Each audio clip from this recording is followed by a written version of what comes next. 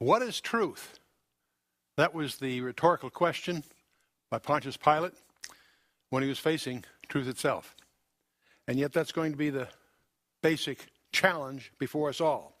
How do we really know what's true? We take that so for granted, and yet there are tools and there's a science of understanding truth. How do we know the Bible is true? That's perhaps the most crucial question among us. We're going to approach this in a rather unorthodox manner. We're going to start by talking about the boundaries of our reality. How do you examine them?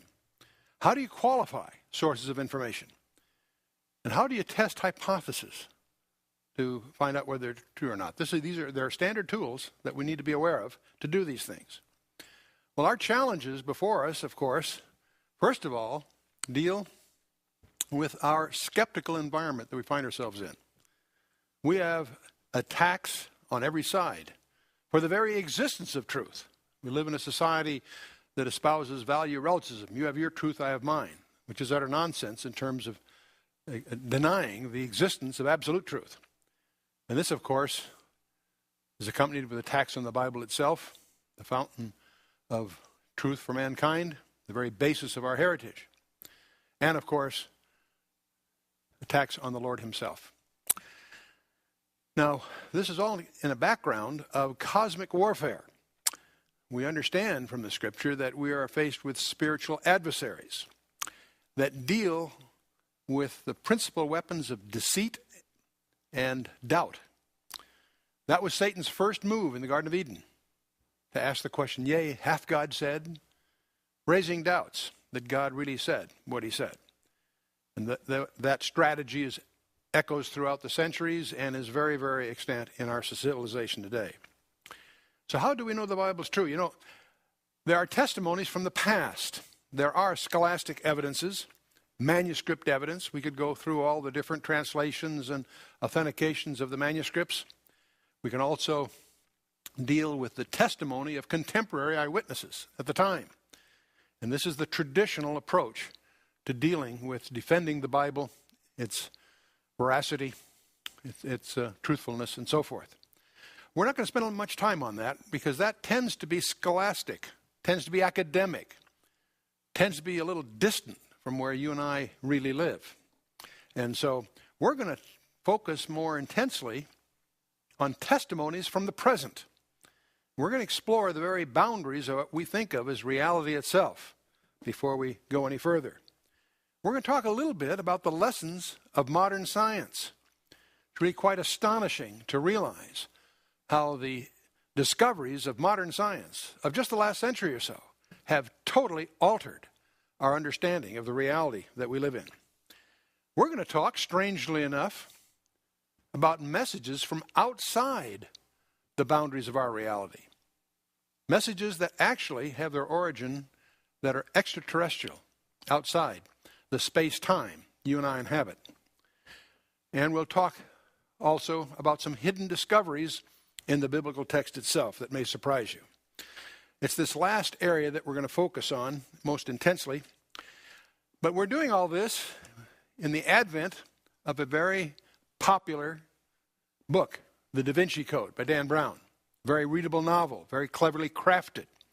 And yet, although it masquerades as a novel, it confronts the reader with a fact sheet up front with 3 paragraphs claiming that these things in the paragraphs are true and accurate when they're not. They're deliberate deceptions and not accidental misunderstandings, a deliberate attempt to deceive and confuse and disrupt the faithful.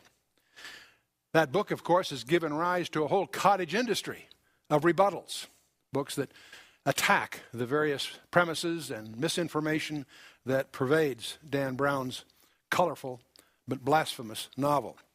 And Dan Brown, The Da Vinci Code, heralded by the press as a compelling blend of history and page-turning suspense, a masterpiece that should be mandatory reading, says the Library Journal. An exhaustively researched page-turner by Publishers Weekly. Astonishing, because it's full of misinformation and twists of history. And, to make matters even worse, is the subject of a major blockbuster movie by Ron Howard by the same name. So it is very much launching a tsunami of sorts across our culture, raising questions, certainly feeding the skeptical and confusing the marginally faithful, and should be challenging those of us that take the Bible seriously to really understand its origins and its foundation. While all this is going on, the National Geographic wants to get into the exploitation here. In their May issue of 2006, they have a feature article on the Judas Gospel, and obviously exploiting, as the best they can, the groundswell from the Da Vinci movie, which is being released that same month. The National Geographic has a very slick presentation, very skillfully designed to undermine traditional biblical beliefs. And the Gospel of Judas, which is the subject, was discovered back in the 70s. It was known and refuted by Irenaeus back in 180 AD. It's not new news, and it's certainly not historical, but it's among those documents that are used by people who don't really know their Bible to confuse. Mel Gibson did a movie called The Passion. His reviews were a little different than Dan Brown's. The New Republic said a repulsive, masochistic fantasy, a sacred snuff film, they called it. Courting bigotry in the name of sanctity, according to the New York Times. A real nutcase whose ulterior motive was making money, according to 60 Minutes. You know something strange going on here? Why is the Passion excoriated and the Da Vinci Code extolled? Why are Gibson's motives denounced and Brown's dignified? You see something upside down here? Why is Christ's Passion regarded as a repulsive masochistic fantasy, and the supposed marriage between Mary Magdalene touted as researched material fact? Nothing could be further from the truth. So these are attacks, of course, from the pagan left, very organized, very sinister, and possibly very much motivated supernaturally. Dan Brown's Da Vinci Code, of course, is one of these things. The National Geographic, following right on its tail, is another we're witnessing. The Jesus Seminar, an astonishing array of pseudo-experts who exchange subjective, speculative hunches, replacing serious scholarship. Peter Jennings' TV special. You never find out the real motives behind that. The History Channel, the banned books of the Bible. Hugh Schoenfield, many years ago, back in '66, the Passover plot, that this was all some kind of scheme. And The Last Temptation of Christ in 1960, and on it goes. Even Mel Gibson's phenomenal movie fails to communicate just who Jesus Christ really is. And that is the crux of the whole issue in the first place. So what's going on here? Political correctness in an increasingly secular culture, or even something more sinister? A reversal of values. Fiction is promoted as fact, and fact, even the deity of Jesus Christ, is passed off capriciously as mere fiction. Even the undeniable grandeur of the creation itself is attributed to the randomness of a cosmic accident in our schools and in our culture. How astonishing. How distant this is from any real grasp of reality. Well, the traditional defenses of scholarship, of course, by pastors and others, would get into the manuscript evidence, talk about the incredible implications of the Dead Sea Scrolls. We could talk about advanced documentary technologies, the scanning laser microscope and such things that have brought earlier dating to the most important manuscripts, dated contemporaneously with the events they record, and the fact that we have contemporary eyewitnesses in which none of them, not one of them, recanted, even though they suffered torturous deaths. Very, very compelling evidences, but we're not going to focus on that traditional approach. We're going to go a little different way. By the way, advanced technology was to the rescue. A scanning laser microscope can differentiate between 20 micrometers of the papyrus, measuring the height and depth of ink, as well as the angle of the stylus used by the scribe. They can even tell whether he's right or left-handed and so forth. They've learned a lot in recent years, and Karsten Thede, using the Magdalen Greek papyrus from Oxford College, was able to date it essentially contemporaneous with Matthew, and it corresponds with Textus Receptus for those that are interested in that sort of thing. But we're not going to go down that path. The key fact here, of course, is that it was dated much earlier than some of the skeptics have said in the past. But we're also going to hear a great deal about the Gnostic Gospels. Not even the most radical scholar seriously believes that the Gospel of Thomas, for example, was written by the Thomas of the New Testament, or that the Gospel of Philip was written by the Philip of the New Testament, and so forth. These are apocrypha, all under false pseudonyms. They were attributed to the apostles to give their speculations legitimacy. They're not Gospels, by the way. They don't have any historically verifiable facts. They're just opinions, speculative opinions. The early church rejected any documents that were written under pseudonyms because they felt it was inconsistent with the concept of divine inspiration of the New Testament.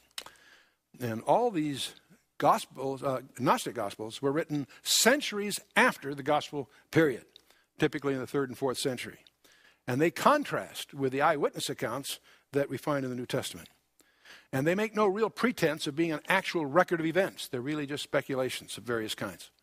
And they're anti-historical rather than simply non-historical. But these so-called Gnostic Gospels, the Gnostics, of course, believed that salvation came through hidden knowledge that they had.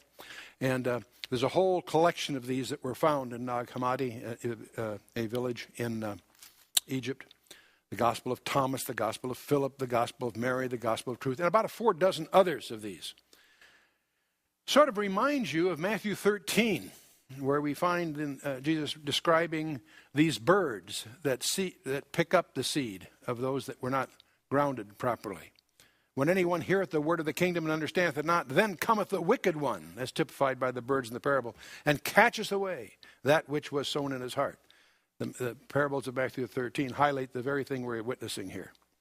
Paul warns Timothy, his protege. He says, "For the time will come when they will not endure sound doctrine, but after their own lust shall heap to themselves teachers having itching ears, and they shall turn away their ears from the truth and be turned unto fables." And that's exactly what we're watching happen in our culture.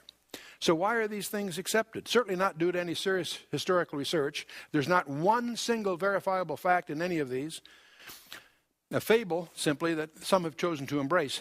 Napoleon was famous for saying, "What is history but a fable agreed upon?" And a pretty cynical outlook. The spirit of our times. Doctrinal diversity is the order of the day. Pressure of feminism. The quest for a do-it-yourself religion. A religion that's popular rather than necessarily true. So what we're going to do as we approach this topic, I'm going to call, for lack of a better term, Epistemology 101. We're going to get right at the basics of this. Epistemology is simply the study of knowledge in terms of its scope and its limits.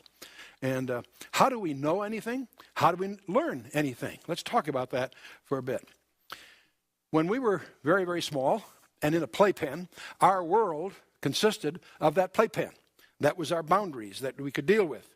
In that environment, we got a little familiarity with acoustics, visual colors, touch and textures, 3-dimensional perception began to take place, basic motor skills to be able to reach and pick up and so forth.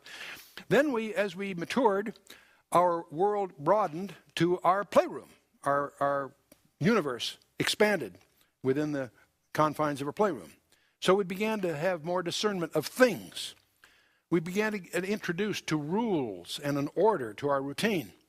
We faced increased challenges of things that we could deal with, but also increased hazards. Hopefully, with adequate supervision, nothing serious occurred. So as we matured, our next boundary was expanded to our homes. And there we had increased mobility and challenges. We had, again, hazards and even potential disasters if we fail to be responsive. And more and more, subjection to guidance was essential as we had the mobility of our home. Pretty soon, as we grow further, we got to school, and our universe began to expand. We had even more increased mobility and challenges, increased hazards. Subjection to guidance was even more essential until we finally were members of the community. And we had to learn how to handle unanticipated events. And we more frequently encountered things that were less predictable.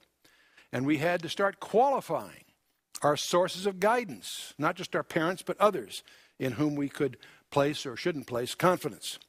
And of course, as we matured as adults, our universe expanded to the world itself. And again, more and more, it was incumbent upon us to qualify sources of information about the world that we live in. And ultimately, of course, we're now facing the cosmos itself, the universe in some much broader sense. And so, now as we went from the playpen, our epistemology was very heavily influenced by trial and error as we tried things and tried to learn from them. And we began to get some internal processing of what we were learning and, of course, getting some external guidance. As our boundaries expanded, our trial and error became less a percentage. More and more we had guidance. And as our boundaries continued to expand, the trial and error mode of our gathering information decreased, and our internal processing and external guidance becomes more and more paramount until we get further and further to we're finally facing the cosmos where the trial and error factor is pretty de minimis. It's pretty hard to conduct experiments on the universe itself. And yet more and more are we dependent upon qualifying sources of information for guidance. And so that's a perspective from which there are some issues that we're facing. Cosmic issues. Is the universe infinite or finite?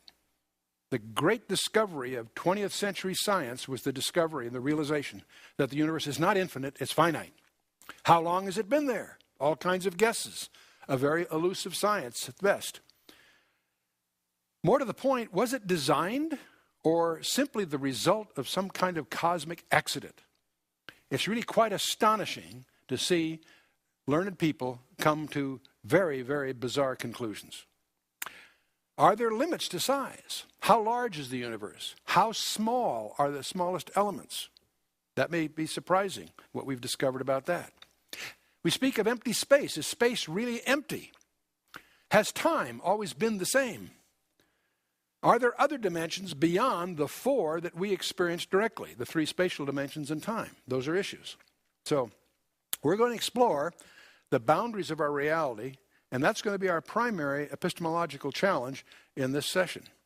And we're constantly subject to illusions of various kinds. And these illusions can be colorful minor things, or they can be very profound issues that we're facing. So first thing we're going to try to do is develop a critical perspective. There are two concepts very frequently discussed in mathematics that we cannot find in our physical universe, surprisingly enough. One is infinity. We talk about it, we put it in equations, we can deal with it conceptually. Can we find anything in our universe that's really infinite? And the other concept that's just as elusive is a concept called randomness. Randomness. There are mathematical tests for a series of numbers to see if they're random or not. It turns out that if you're faced with designing a computer and you need a source of random numbers, that turns out to be a major challenge because we discover there is no such thing as randomness. There are things that come close to randomness. In the computer field, you have what's called pseudo-random number generators because a true random number turns out to be surprisingly absent from our physical universe. That leads to a whole field of mathematics called the theory of chaos. We're also going to talk a little bit about the existence of hyperspaces. Fancy word for simply spaces that have more than 3 dimensions. We're going to talk about this to broaden our own personal horizons a bit here. So these two imputed concepts. The first is randomness. The professional term for this is entropy. You'll hear thermodynamics people and others speak of entropy. Entropy is simply randomness in an absolute sense. And most engineers and scientists are trained in deterministic process. 2 + 2 = 4 always. 2 + 3 = 5 always, precisely. Those are deterministic concepts. In our real world, we encounter a field of processes that we call stochastic processes, where one or more of the variables involved are subject to randomness to some degree. And the whole field of advanced statistics deals with this. One of the frontiers of science called the design of experiments. How do you design experiments when you can't control all the variables? The major frontier, very powerful, critical tools involved there. The pseudo-random number area is an area that surprises many because you think that you could always find a random number. Try it sometime. you might resort to the famous publication by the Rand Corporation, 100 million random digits. And it turns out even that, while it passes a number of tests, is not truly random. And that leads, of course, to a whole field of science called chaos theory that we won't spend time on here. But there are measures of information that we need to be sensitive to. We realize that there are opposites. If we speak of disorder and order, those in some respects are opposite from one another. We can tell when something is ordered. We can tell when something is disordered. You can take a deck of cards and you can see if they're in bridge order, for example, or if they're shuffled and totally, apparently random. So the disorder and order are opposites. Noise and signals are opposites. An engineer will speak of the signal-to-noise ratio of a receiver. The signal is the part you're interested in. It's the part that carries information. The noise is what interferes with that has no information in it. Music, the opposite of that would be cacophony. And I'm sure many in our audience would suspect that in today's music it's hard to tell, but I won't go down that path here. Chaos, absolute chaos in contrast to cosmos. The term in the Greek of cosmos means ordered, to bring order out of chaos. So on the left on the chart here, we have randomness on the one hand, we have design, deliberate design or intent, teleology if you will, on the other. We call that which is on the left, disorder, noise, cacophony, chaos, or randomness. The technical term for that collection of concepts is entropy. The entropy is maximized on the left side. On the right side, we call that information. It's the opposite of entropy. Order, signal, music, design. It's information. It's interesting that these two, entropy and information, are direct opposites of each other in the information sciences. And we also discover there seems to be a law pervading every field of science in which information tends to get degraded. Through time, entropy takes over. In fact, that becomes one of the primary laws in thermodynamics, is that we always move towards increasing entropy. The whole universe operates as if it's been wound up and is in the process of winding down, where we have order going to disorder. We see that in our garages. We spend a Saturday cleaning up the garage. How long does it stay that way? We clean up our locker in school, or we organize our desk. We spend a half a day straightening it all out. And how long does it take before it's helter-skelter again? See, there's a trend, without the intrusion of some design, things will drift to disorder, randomness. We observe that in every field of our endeavors. And it's interesting, the Bible makes reference to this. The lot is cast in the lap, but the whole disposing thereof is of the Lord. The way Einstein summarized this, Einstein said, God does not play dice. Do you know why? Because if he did, he'd win. He's in control even of the randomness. There is no such thing as a truly random event. So there's another concept that eludes us in our physical universe called infinity. We glibly talk about it in school, but where do we find it?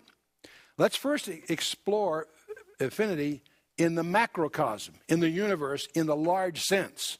And the great discovery of 20th century science, as I mentioned, is that the universe is finite, not infinite.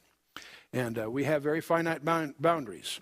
The initiation of the universe is known among some as the Big Bang, a singularity, and it ultimately will burn out and result in the ultimate heat death. All work is done by a temperature difference, and as work is done, that temperature difference decreases, and when the universe is of a total uniform temperature, no more work can be done, and the mathematical term would be ultimate heat death for the universe. See, in thermodynamics, we have three laws. The conservation of matter and energy is well known to most students, which says that you cannot create matter or energy. You can transfer matter into energy, energy into matter, but you can't create either one from scratch. In other words, first law says there's no way to win. The second law is the entropy law, the bondage of decay, that all thermodynamic processes are inefficient, less than 100%. There's some percent of the work that gets lost to the ambient temperature. And that's a very basic law of thermodynamics. The second law of thermodynamics, some people might rephrase that and say you can't even break even. There's no way to win, you can't even break even. The third law, many people are not familiar with, everything has a positive finite entropy. So the first law says there's no way to win. The second law says there's no way to break even. And the third law says you can't even get out of the game. But we'll focus very intensely on the second law before we get through here.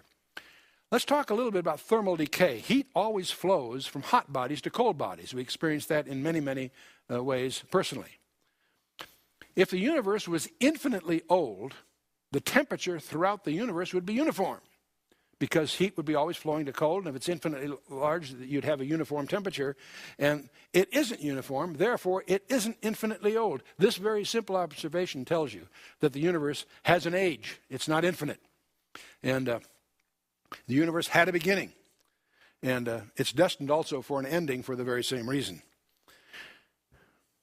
And that's what the Bible tells us, is that by him were all things created, that are in heaven, that are on earth, visible and invisible, whether they be thrones, dominions, principalities, or powers. All things were created by him and for him. And he is before all things, and by him all things consist. That word consist actually means sustains, holds together. The astonishing thing isn't just that the creation has been created, is that it is maintained. There's some very delicate balances that we'll talk about shortly. The book of Hebrews says much the same thing. God, who at sundry times and divers manners spake in time past unto the fathers by the prophets, hath in these days spoken unto us by his Son, whom he hath appointed heir of all things, by whom also he made the worlds, who being the brightness of his glory and the express image of his person, upholding all things by the word of his power, when he had by himself purged our sins, sat down on the right hand of majesty on high. Wow. Upholding all things by the word of his power. The need for maintaining the creation is something we're going to encounter as we get into this further. Now, this idea of the beginning, it having a beginning, has led to a series of speculations that go by the name the Big Bang. Basically, the Big Bang says first there was nothing, and then it exploded. If that makes sense to you, you're welcome to it. But the first model, called the steady state model, Einstein admitted was his biggest mistake of his career. It was replaced in the 60s or by the hesitation model, which was refuted in the 60s for a number of reasons. Then it was replaced by an oscillation model. It expanded and contracted, this kind of thing. And that's refuted by the entropy laws and also the lack of mass. The current thinking is pretty much along the lines of what's called the inflation model. The problem with it, it requires anti-gravity forces that have never been observed. So these are just speculations. They're attempts by people to speculate on how it all began. There's another factor, and I'm going to call it the stretch factor. The expanding universe appears to be involved in expansion of about 10 to the 12th. And that comes from the temperature of the quark confinement when matter freezes out energy. And we don't have to go down the physics path there to justify this estimate. But it's interesting that with an expansion of 10 to the 12th, scientists estimate that the universe is about 16 billion years old. Well, that turns out to be about 6 times 10 to the 12th days. And so with that expansion factor, you come to the same term that God himself used with his own finger when he wrote it in stone in the book of Exodus chapter 20, that 6 days it was created. If you take the exponential factor, it would imply that these days, from God's point of view, are 15 billion years old. What kind of clock was running at the time? We don't know, because Adam hadn't been created yet. So it depends whose clock you're talking about. And there's a whole issue there of just how old the earth is. It turns out, can it be 6 days or 16 billion? Both are probably true, each in their respective frames of reference. But stretching the heavens, let's talk about the fabric of space. Is this more than a metaphor? In the scripture it says, it speaks of God who alone stretches out the heavens. In Psalms, he's stretching out the heaven like a tent curtain. In Isaiah, he who stretches out the heavens like a curtain and spreads them out like a tent to dwell in.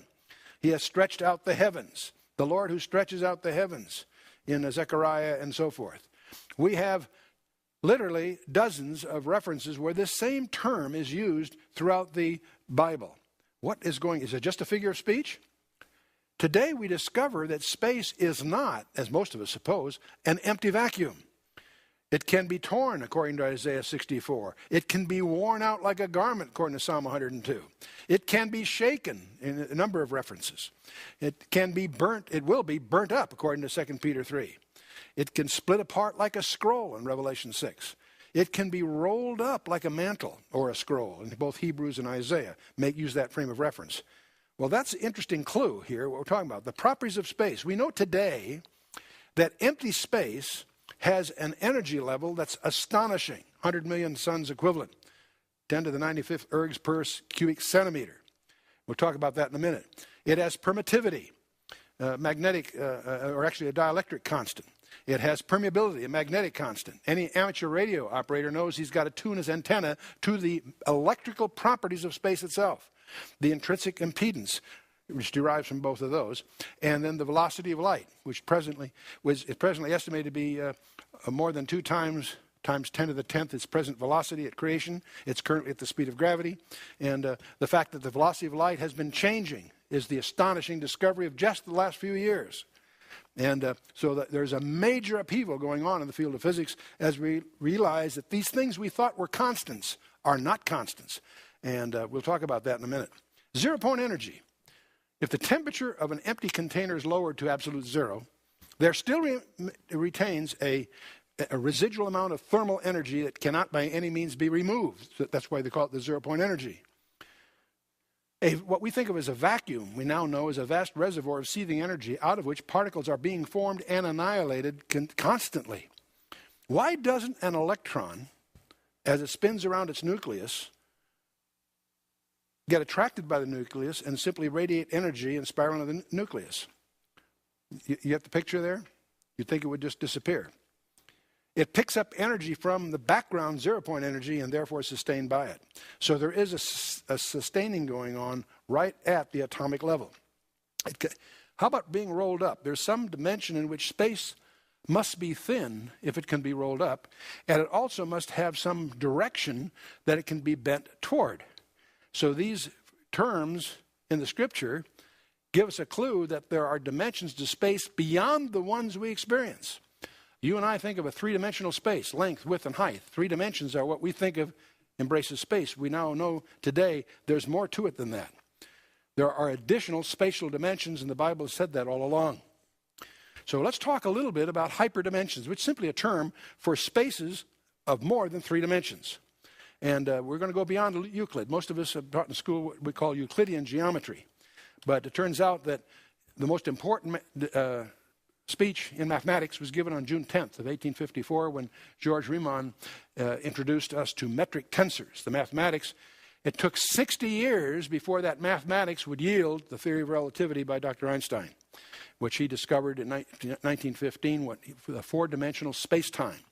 We're going to talk a little bit about that in more detail in the next session, but we know today that you and I don't live in 3 dimensions, we live in at least 4. Length, width, height, 3 spatial dimensions, and time is a 4th dimension. A physicist will never speak of space or time separately. If he's careful, he'll always speak of space-time. Space and time can't be separated. The Planck's constant is a 4-dimensional constant. And Kaluza-Klein in 53, Einstein went to his death frustrated because he couldn't resolve other issues. If he'd done the same thing he did to resolve the first one, simply go up a level, it would have yielded. And in 53, a couple by the name of Kaluza and Klein went beyond the 4 dimensions and resolved the light and supergravity issues. And then in 1963, Yang and Mills went further to establish the electromagnetic and nuclear forces, combining all of them into a multidimensional perspective. And in 1984 and following, the current speculations have to do with superstrings. Most particle physicists will tell you they believe we live in at least 10 dimensions, not just the 3 that we directly experience or the 4, including time, much more than that. The dimensions of reality. It's interesting to notice that an ancient Hebrew scholar by the name of Nachmanides, who wrote in the 13th century, in his commentary on the book of Genesis, he concludes that the universe has 10 dimensions. Only 4 are knowable in his vocabulary. 6 are not knowable. Well, particle physicists today, in the 20th century, have discovered, or they now believe, that there are 10 dimensions. 4 are directly measurable. 3 spatial dimensions in time. 6 are curled in less than 10 to the minus 33 centimeters, and thus are inferable only by indirect means, because they're smaller than light itself. This fascinates me that we've spent millions of dollars building atomic accelerators to discover what Nachmanides discovered by just reading carefully Genesis chapter 1. Hyperspaces. There are only 2 kinds of people that are able to deal with hyperspaces. Mathematicians with special training and small children. They have no trouble with this at all. But you and I can get some insights into dimensionality. We can't go up without special training, so to speak, but we can look down. In our imagination, we can look down from our 3-dimensional world down to a 2-dimensional world and draw some insights from this. So I want to introduce you to Mr. and Mrs. Flat. I want you to be compassionate because Mr. and Mrs. Flat suffer from a very serious handicap. They live in only 2 dimensions, and they live in a 2-dimensional universe. And so if we can imagine a universe of only 2 dimensions, and we're dealing here with what in school we'd call plane geometry, plane, it's flat, 2-dimensional universe. Mr. and Mrs. Flat are there. If you and I come along as a 3-dimensional being, we can be more intimate with either one of them than they can with each other. They could be yards apart, and we could, because of our additional dimensionality, be a millionth of an inch from each of them. So we enjoy a proximity that's totally independent of the distance between them because we have an additional dimension. This is just one example. We could go on with other examples. If we managed to penetrate the 2-dimensional world, they would behold us as simply a circle because they have no conception of the space beyond the 2 dimensions that they have availability. If a sphere should fall through their 2-dimensional universe, it would show up as a dot, expand to a circle, shrink back to a dot, and disappear. There are serious scientists that believe that UFOs are hyperdimensional events. There are many that believe that angels are hyperdimensional creatures. And those are speculations, but they can be justified from the insights we have from modern science so far, at least. Well, how would you communicate a 3-dimensional object to a 2-dimensional universe? Suppose we had a reason we wanted to communicate to Mr. and Mrs. Flat our 3-dimensionality. How would we do it? Well, one way to try to do is let's make a 2-dimensional projection. We do that in drawings. We have what we call a projection. That's not too useful. If I take a 3-dimensional projection of a 4-dimensional hypercube, it's really not very useful. There's some of these on the internet you can play with, but as you play with them, all they really convince you of is you can't instinctively really understand what's going on. Not very useful. Another way we might try to communicate a 3-dimensional object into 2 dimensions is to unravel it into 2 dimensions. We might take a cube and unfold it like a box into a 2-dimensional representation of the box. Well, we suspect that if we did this, Mr. and Mrs. Flat would still have a hard time perceiving what we really meant by a 3-dimensional cube. There is a 4-dimensional cube that's been unraveled in 3 dimensions. It's called a tesseract. And the only place I've ever seen one, other than a mathematics textbook, is in a piece of art, a very interesting piece of art by Salvador Dali, Corpus Christi, where he renders the cross as a 4-dimensional cube unraveled in 3 dimensions.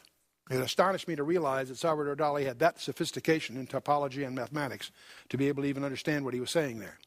Very effective use of it, as a matter of fact. But I want to show you another passage in the letter to Ephesians. In Ephesians chapter 3, Paul writes that Christ may dwell in your hearts by faith, that ye, being rooted and grounded in love, may be able to comprehend with all saints what is the breadth and length and depth and height, and to know the love of Christ which passes knowledge, that ye might be filled with the fullness of God. As you read that letter, you may miss something unless you look carefully. Have you noticed this? How many dimensions is Paul writing about?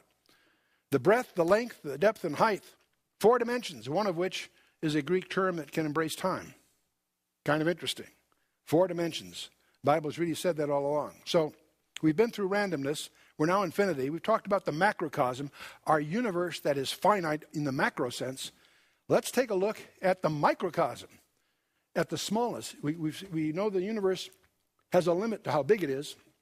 It may astonish you to realize there is a limit to smallness. And we call that quantum physics for some very interesting reasons. If I told you that this podium I'm speaking of is empty and not solid at all, and you took the view that no, it's obviously solid, do you realize that I am 10 to the 15th more accurate than you are? If we take an atom, a simple atom being a nucleus surrounded by an electron, turns out, this is obviously not drawn to scale, because the atom is 10 to the minus 8 centimeters in diameter. The nucleus 10 to the minus 13th, okay? That's a difference between the two is 10 to the minus 5, or 10 to the 5th, you're going to divide it. So if you take that volumetrically, 10 to the 5th, and cube it, you got 10 to the 15th. How big is 10 to the 15th? Well, that's not very distant from the number of seconds in the universe. If you take 16 billion years old and divide it into seconds, you have about 10 to the 16th, 10 to the 17th. Almost, this number almost reaches that kind. It's a very, very large number, which means simply this, that most of this podium is actually empty space. It feels solid because of an electrical simulation being occurred between atoms that sense each other's nearness. But it's mostly empty by a factor of 1 part in 10 to the 15th. So if I say there's nothing here, I'm 10 to the 15th more close to reality than you are if you say this is solid, because it's obviously not solid. There's no such thing as solid, it turns out. If we take a line and cut it in half, we can take what's left and cut it in half again. We can take what's left and cut it in half again and keep doing that. You would think that we could keep doing that, at least conceptually, forever. That no matter what we have left, we can cut it in half. It turns out that that's not true. It turns out that when we get to 10 to the minus 35 centimeters, if we try to cut that in half, whatever's there loses locality. It's suddenly everywhere at one instant. And an astonishing number of experiments back in 1982 confirmed this whole idea of what they call the Bell inequality. The net of it is that all photons in the universe know what all the other photons are doing. They're all interconnected in some strange way. And that's what leads, by David Bohm and others, to what they call the holographic model of the universe. But the very fact that subatomic particles have a property that's known as non-locality is astonishing. And this is true not just of length, it's true of mass, energy, and time. The Planck length here is 10 to the minus 33. The Planck time is 10 to the minus 43 seconds. There's no time smaller than 10 to the minus 43 seconds. The entire universe is made up of digits. It's a digital simulation. And so we have infinity at the macrocosm, it's finite. At the microcosm, it's finite. That's what leads to the field of, they call these indivisible units quanta, and the study of them is called quantum physics. And so we discover that you and I are in a physical universe that has boundaries. There's a finiteness of this, a very large, but still a finite size on the macro side, and it's also made up of indivisible units on the small side. It has a grain. It's digital, not analog, in effect. There's a movie that came out some time ago called The 13th Floor, which has nothing to do really with the major plot of the movie, but I think it's instructive to take a perspective of it. The movie in Los Angeles in 2005, a group of computer experts built a virtual simulation of a city and people, and they chose to create Los Angeles 1937 in this imaginary virtual environment, and all software. It was a virtual environment and populated with virtual people.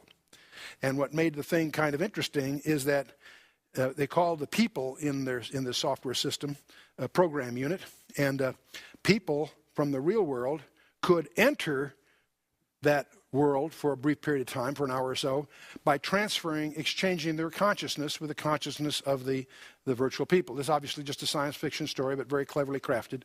And so these people were able to go for a while in LA 1937 and live for an hour or so in the bodies of the people, certain people there. And in the plot line of the story here, a murder mystery takes place. There is a major program manager that has been murdered, and it turns out the key to solving that murder is in the virtual environment. And that causes our hero in the story to have to go into there to try to solve, because they're going to pin this murder on him if he can't solve it, and that's what the plot line has to do with. And where the plot takes a huge twist is they discover there are other people entering LA 2005, and it turns out when the smoke finally clears, they're coming from LA 2025. And they discover then, as they realize all this, that even they themselves and the world they're in is a virtual environment. And it's a very cleverly crafted science fiction story. But what makes the thing so provocative, just a piece of entertainment, don't misunderstand me, just a piece of entertainment, but it's conceptually provocative here because that's exactly the predicament we find ourselves in. That we are in an environment, while we may make virtual games and things and so forth, that in fact we ourselves are in a simulated environment that in which there's a reality beyond ours. And Scientific American in June of 2005 wrote an article about constants. We're going to get out here in a minute. But they concluded, tentatively, that our reality that we live in is but a shadow of a larger reality. That's their words, not mine. And so we find ourselves very analogous to that situation. We're here, man is here, and let's do a spread of size. On the large scale size, we have astronomy and astrophysics, the universe, but we discover it's finite. The macrocosm is finite. On the small side, we have indivisible units. That leads to quantum physics. Subatomic particles cease to have locality if they're divided. And that's at the microcosm. So we find ourselves, fascinatingly, inside a digital simulation. Everything we have is made up of indivisible units. It's like a piano rather than a violin. A violin is analog. A piano is digital. You have to hit one of the keys that are there. And that's exactly what they're discovering with the redshift. The redshift is digitized. That shakes everybody up. So there are finite limits to the simulated world we find ourselves in. And we can go one step further and call this total thing the metacosm and talk about it, but we'll have to get some. And it's Scientific American 2005 says, our universe is but a shadow of a larger reality, is their conclusion from the fact that the constants of the universe we're now discovering are not really constant at all. And Paul Davies, a secular scientist, says, it seems as though somebody has fine-tuned nature's numbers to make the universe. The impression of design is overwhelming. When they try to build a mathematical model, a three-dimensional model of the universe, they discover there are relationships that cannot be violated or it all falls apart. It's very, very tightly tuned. And they call it's as if it was all designed for mankind. So this concept that they encounter is called by them the anthropic principle. It's as if the universe was designed for man. Let's take a look at it. It's the appearance that the universe was designed. In constructing the model we believe that we know about, of everything we know about the universe, there are hundreds of delicate ratios, if altered in the slightest, would render life impossible. And sometimes 1 part in 10 to the 55th, surprisingly enough. As we understand the universe, there are 4 basic forces that are encountered. Gravity we all know about, electromagnetic force we know about, and there's 2 nuclear forces, strong and weak nuclear forces. These 4 forces explain everything that we know about in the universe. Gravity, that's what causes an apple to fall to the ground, keeps our feet on the floor, binds together our solar system, keeps the Earth and the planets in their orbits in effect, prevents the stars from exploding, and guides the galaxies in their motion. That's what gravity is all about. There's another force that operates closer in called electromagnetic force. It holds the atom together. It determines the structure of the orbits of the electrons and therefore all chemistry. Governs the laws of chemistry. The forms of electromagnetic force can include X-rays, radio waves, and of course light. And it can overcome gravity on the Earth. So for short distances, it can overcome gravity. And it can dominate other forces down to the size of the nucleus of an atom. There things start to change. That's where we encounter 2 nuclear forces. The strong nuclear force is what binds the protons and neutrons in the nucleus of the atom. The balance between the strong force and the electromagnetic forces limit a nucleus to about 100 protons, and that's what limits basically what we know as the periodic table. The energy release is substantially greater than electromagnetic, that is the chemical forces, and thus that's what causes stars to shine, essential for life and so forth. The weak nuclear force governs atomic instability and radioactivity, the disintegration of heavier nuclei. It can create heat, such as the decay of radioactive elements in the Earth's core, or in a nuclear power plant. So these are 4. Now, the gravitational coupling, if let's just take each one of these. If the gravitational coupling was a little bit stronger, all stars more massive than our sun by about 1.4 times, they burn too rapidly, they do inconstantly to maintain life-supporting conditions on surrounding planets. If it was just a little bit weaker, all stars would have less than 0.8 times the mass of our sun. There would be no heavy elements in the universe. Electromagnetic coupling. If it was a little weaker, the molecules of life would cease to exist. If it was slightly stronger, the molecules for life would cease to exist. It happens to be just at the right amount. The strong nuclear force coupling. If it was slightly weaker, multi-proton nuclei would not hold together. Hydrogen would be the only element in the universe. If it was slightly stronger, nuclear particles tend to bond together more frequently and more firmly. Hydrogen would be very rare in the universe, and the supply of various life-essential elements would be heavier than iron, would be insufficient. The weak force coupling, if it was larger, there'd be no helium, no heavy elements. If it was weaker, everything would be helium, and there'd be an overabundance of heavy elements. the ratio of electron to proton mass. If it was larger, the molecules would not form, life would be impossible. If it was smaller, molecules would not form and life would be impossible. It happens to be just at the amount it has to be. The distance from the sun, if we were closer, it'd be too warm for a stable water cycle. If it was further, it'd be too cold to have one.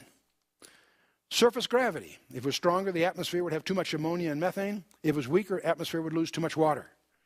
The thickness of the Earth's crust, if it was too much oxygen if it was thicker, too much oxygen would be transferred from the atmosphere to the crust.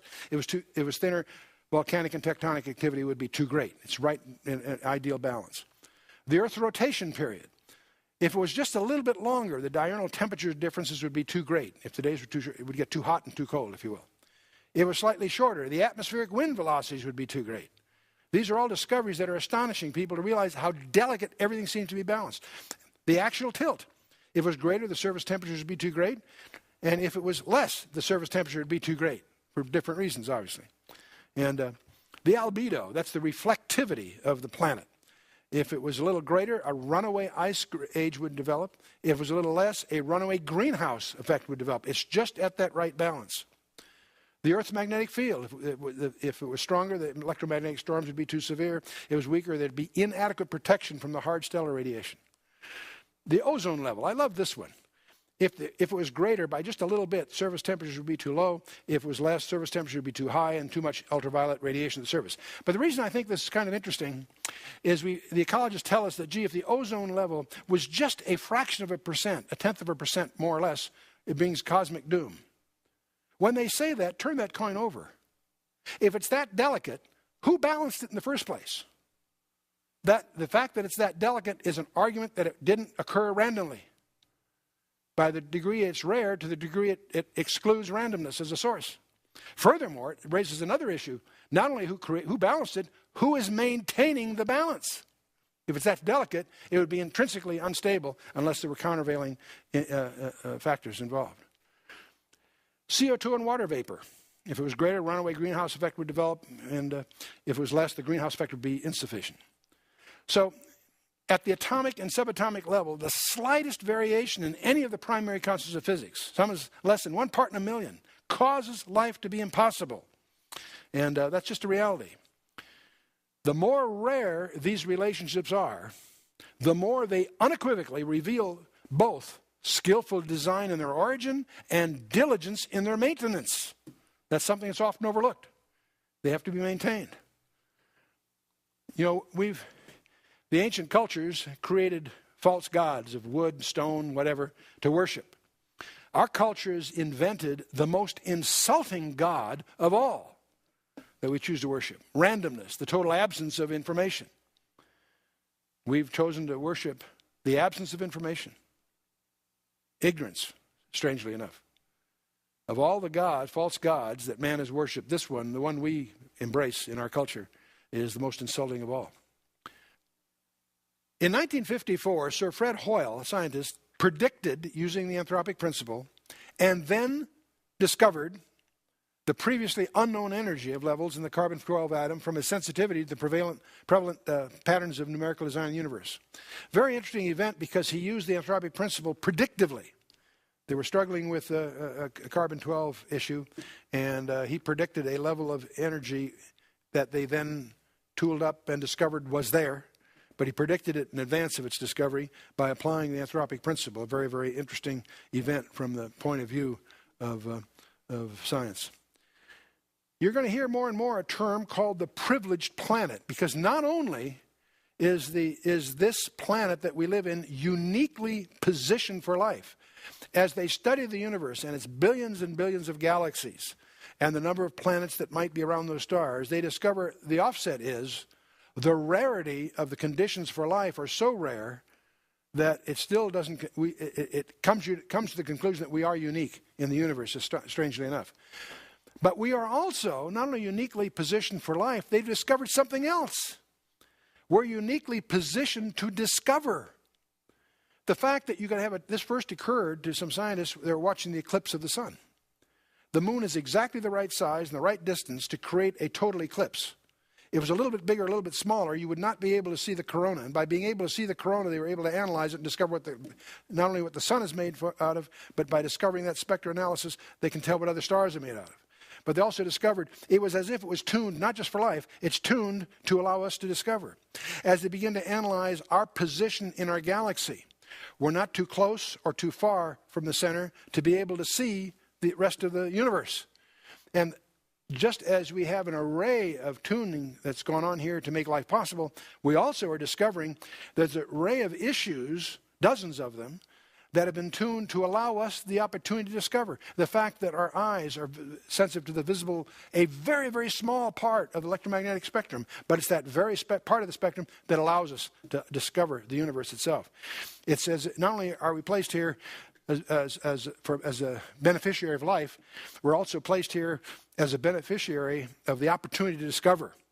And we're positioned in the galaxy, positioned for total eclipses, positioned with the visible spectrum, and it goes on, dozens of these things. This implies more than accident. This implies teleology, a purpose. Not only are we designed, it indicates there was a purpose in the design. And there's a recent book out, The Privileged Planet, by Gonzalez and Richards, that I encourage you to get. There's also an astonishing video out by them which uses computer graphics to demonstrate all these things. It's absolutely breathtaking. I encourage you to check into it. But I'd like to talk a little further about the constants of the universe in another way. It turns out that many of these constants that have dimensions are very, very sensitive. But there's two constants in the universe that are dimensionless. One that you're probably very familiar with, and one that you're probably not familiar with unless you've been active in very advanced engineering or math, what have you. The first one is pi. We all learned that in school, that the relationship between a circumference and a diameter is 3.14159, a bunch of other numbers. We call that pi. It's the ratio of the diameter to the circumference. That turns out to be true no matter what units you're measuring, whether it's metric or English or what you name it. That relationship is intrinsic to the relationship between the diameter and a circle. There's another one called a natural logarithm, log to the base e, and I'll talk about that in a minute. It's kind of interesting to discover there are two key verses in the Bible about creation. Obviously, Genesis 1:1, in the beginning God created the heaven and the earth. And John 1:1. In the beginning was the Word was with God, the Word was God, and so forth. All things were made by Him. Without Him was not anything made that was made. So these are the two key passages in the entire Bible on creation. Well, it's been called to my attention that if you take the first verse of the Bible in the Hebrew, and Hebrew letters and Greek letters have the distinctive that they have numerical values, each one of them. And if you take the Hebrew here, Bereshit, bara, Elohim, and so forth, you take the number of letters times the product of letters, and you divide that by the number of words times the product of the words, you end up, interesting enough, with pi to 4 decimal places. 3.14116, 4 decimal places. You say, well, gee, that's kind of a strange coincidence, but it is what it is. It turns out John Napier, who was a mathematician in the 16th, 17th century, activist for the Reformation and the Protestant affairs in Scotland, turns out. He was the inventor of what we know today as logarithms. The natural and Napierian logarithms are logs to the base e, or sometimes called natural logarithms. He also established the use of a decimal point in fractions. But the number e shows up in advanced math. Unless you've been in calculus or advanced math, you probably never run into it. It is a very unique kind of number. It has a limiting value of about 2.7183, or 28 on. It forms the base of the natural logarithms. It appears as an exponential function. It's the only function having a rate of growth equal to its own size. In the language of calculus, it's the only function having a derivative equal to itself. And therefore, it's a fundamental function for certain equations of growth and other processes. So they show up in wave mechanics. It shows up in electrical theory, advanced math, distribution of prime numbers. It shows up in the strangest places. And if you've been in advanced math, you've come across E as frequently as a geometry student comes across pi, if you will. Well, if you take the first, the key verse of creation in the New Testament, in the beginning was the Word was with God, the Word was God, John 1:1. You take that in the Greek, and there again do the same thing we did before. The number of letters times the product of letters divided by the number of words times the product of the words. Guess what? It comes to E, to 4 decimal places. Now, I don't know what you're going to do with that piece of information. It doesn't prove anything, but it certainly gets our attention. You see, the rabbis have a very strange view about the Torah. They not only believe God created the universe, they believe the Torah contains the templates by which he did it. Rather interesting point of view. But there are recent articles in some of the journals because they're discovering that the things that they thought were constant aren't. The speed of light was regarded as a constant. I was taken to dinner by a number of my old friends that were upset because I was publishing in our news journal over a decade ago articles by Barry Setterfield, arguing that the speed of light is not a constant, that it's been slowing down. And my well-meaning Christian physicist friends said, Chuck, you're going down the wrong path. Everybody knows that there's nothing more sacred than the constancy of the speed of light. Undergirds most of physics. I was deaf to that, was polite, but deaf to that. And it turns out that within the last couple of years, there's a number of articles in reputable journals that are discovering, my goodness, the speed of light is not a constant. And none of them had the character or the integrity to make reference to Barry Setterfield, who've been saying that for several decades. But nevertheless, they're now waking up to the fact that the constants of the universe are not constant. And there's studies going on to try to concern themselves with that. In Scientific American in June 2005, I love this phrase, they believe that our reality, our three-dimensional reality, is but a shadow of a larger reality. That's something the Bible has been saying all along. And we read that earlier. So we're going to go to the next part 2 of this What is Truth excursion. In examining our boundaries, we're going to talk specifically about the time domain, because it's going to be very useful to do so. We'll talk about entropy as the arrow of dimensionality to the time domain. We'll talk about negentropy being essential for life. We'll talk about extraterrestrial sources of information that we can draw upon, and how we qualify sources of information, and how we test hypotheses. So join me for part 2.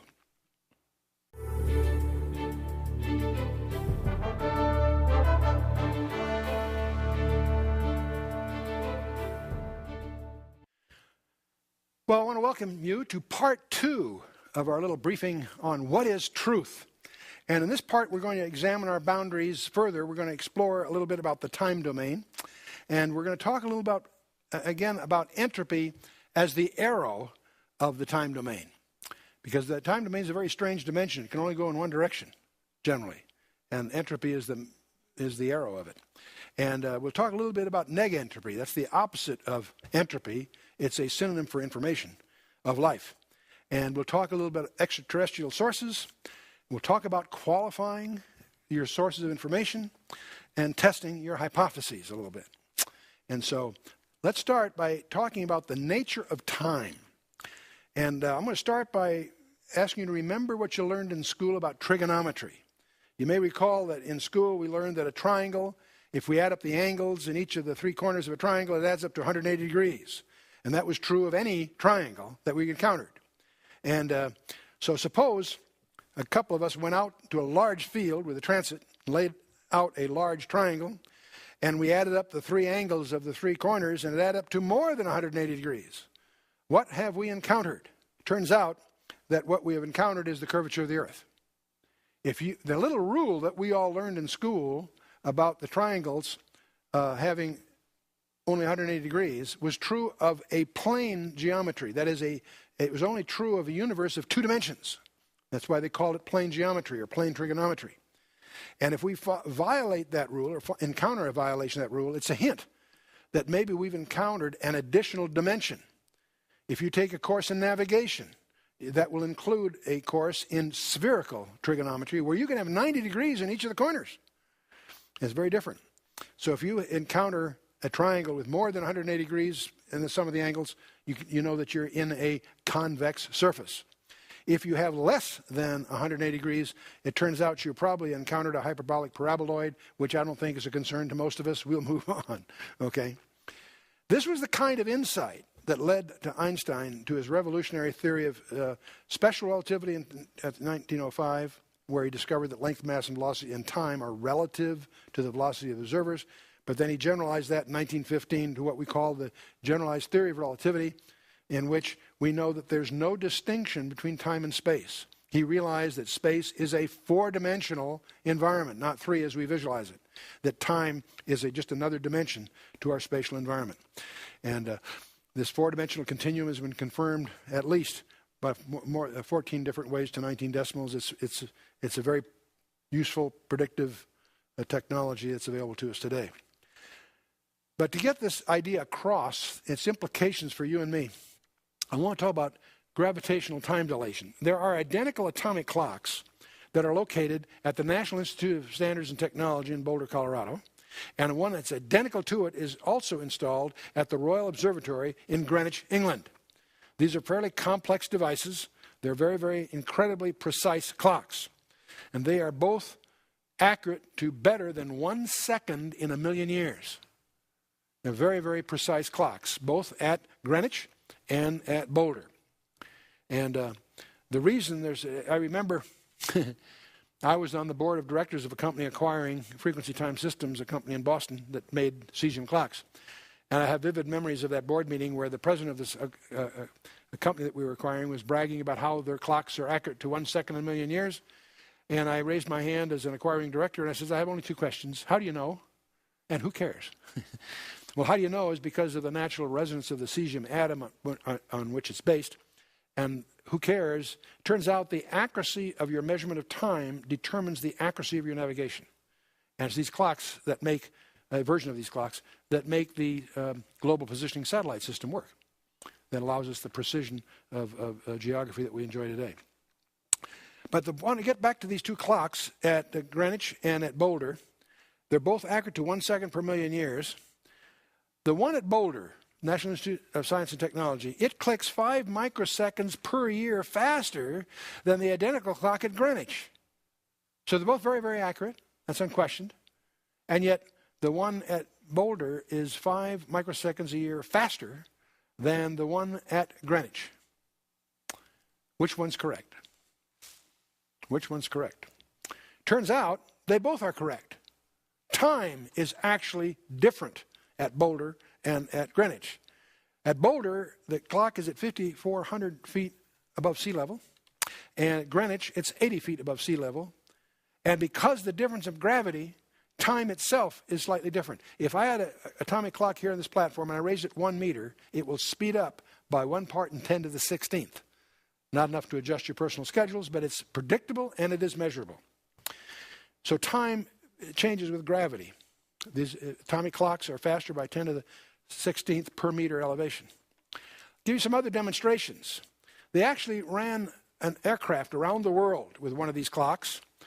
The one that went eastward around the world lost 0.059 microseconds. The one that went westward gained 0.273 microseconds. Not a lot, but exactly what Einstein's theory of relativity predicted in view of all the factors involved. But the other thing you'll read about, if you get into a class on physics or read a textbook on physics on this subject, you'll always discuss, they almost always will make reference to two imaginary astronauts. Hypothetical, of course. And we're going to talk about the nearest star. There's a star called Alpha Centauri that's the closest to us. If you go to the night sky, there is a star by the name of Alpha Centauri. It's 4.5 light years away, light year being a measurement of distance. And for this trip, we're going to imagine that we're going to take one of these two astronauts are born at the same instant. One we're going to leave here. The other we're going to send to Alpha Centauri and back. So it's 4.5 light years away. We're going to send him there at half the speed of light. Let's assume we could do that. And here on the Earth, because it's 4.5 light years, it'll take him at half the speed of light, it'll take 9 years to get there and 9 years to get back. So here on the Earth, 18 years will have gone by for his round trip. But what about his clock? The clock on the spacecraft that he's going on. If we take the Lorentz transformations, which deals with this issue, it turns out on his clock, it'll only be 15 years, 7 months. In other words, he will return back to the Earth 2 years and 5 months younger than his twin brother. And if that doesn't bother you, you weren't listening carefully. That should disturb you. It demonstrates that time is a physical property that varies to certain factors. To dramatize this further, let's imagine we could send him almost at the speed of light, 99.99%. A lot of reasons we couldn't, but just to follow through the math here. At that speed, the round trip would take about 9 years. And on his clock, it would only be 33 days. So you would hope that he bought some shrewdly picked stocks before he left on his trip. Time is not uniform. Time is a physical property.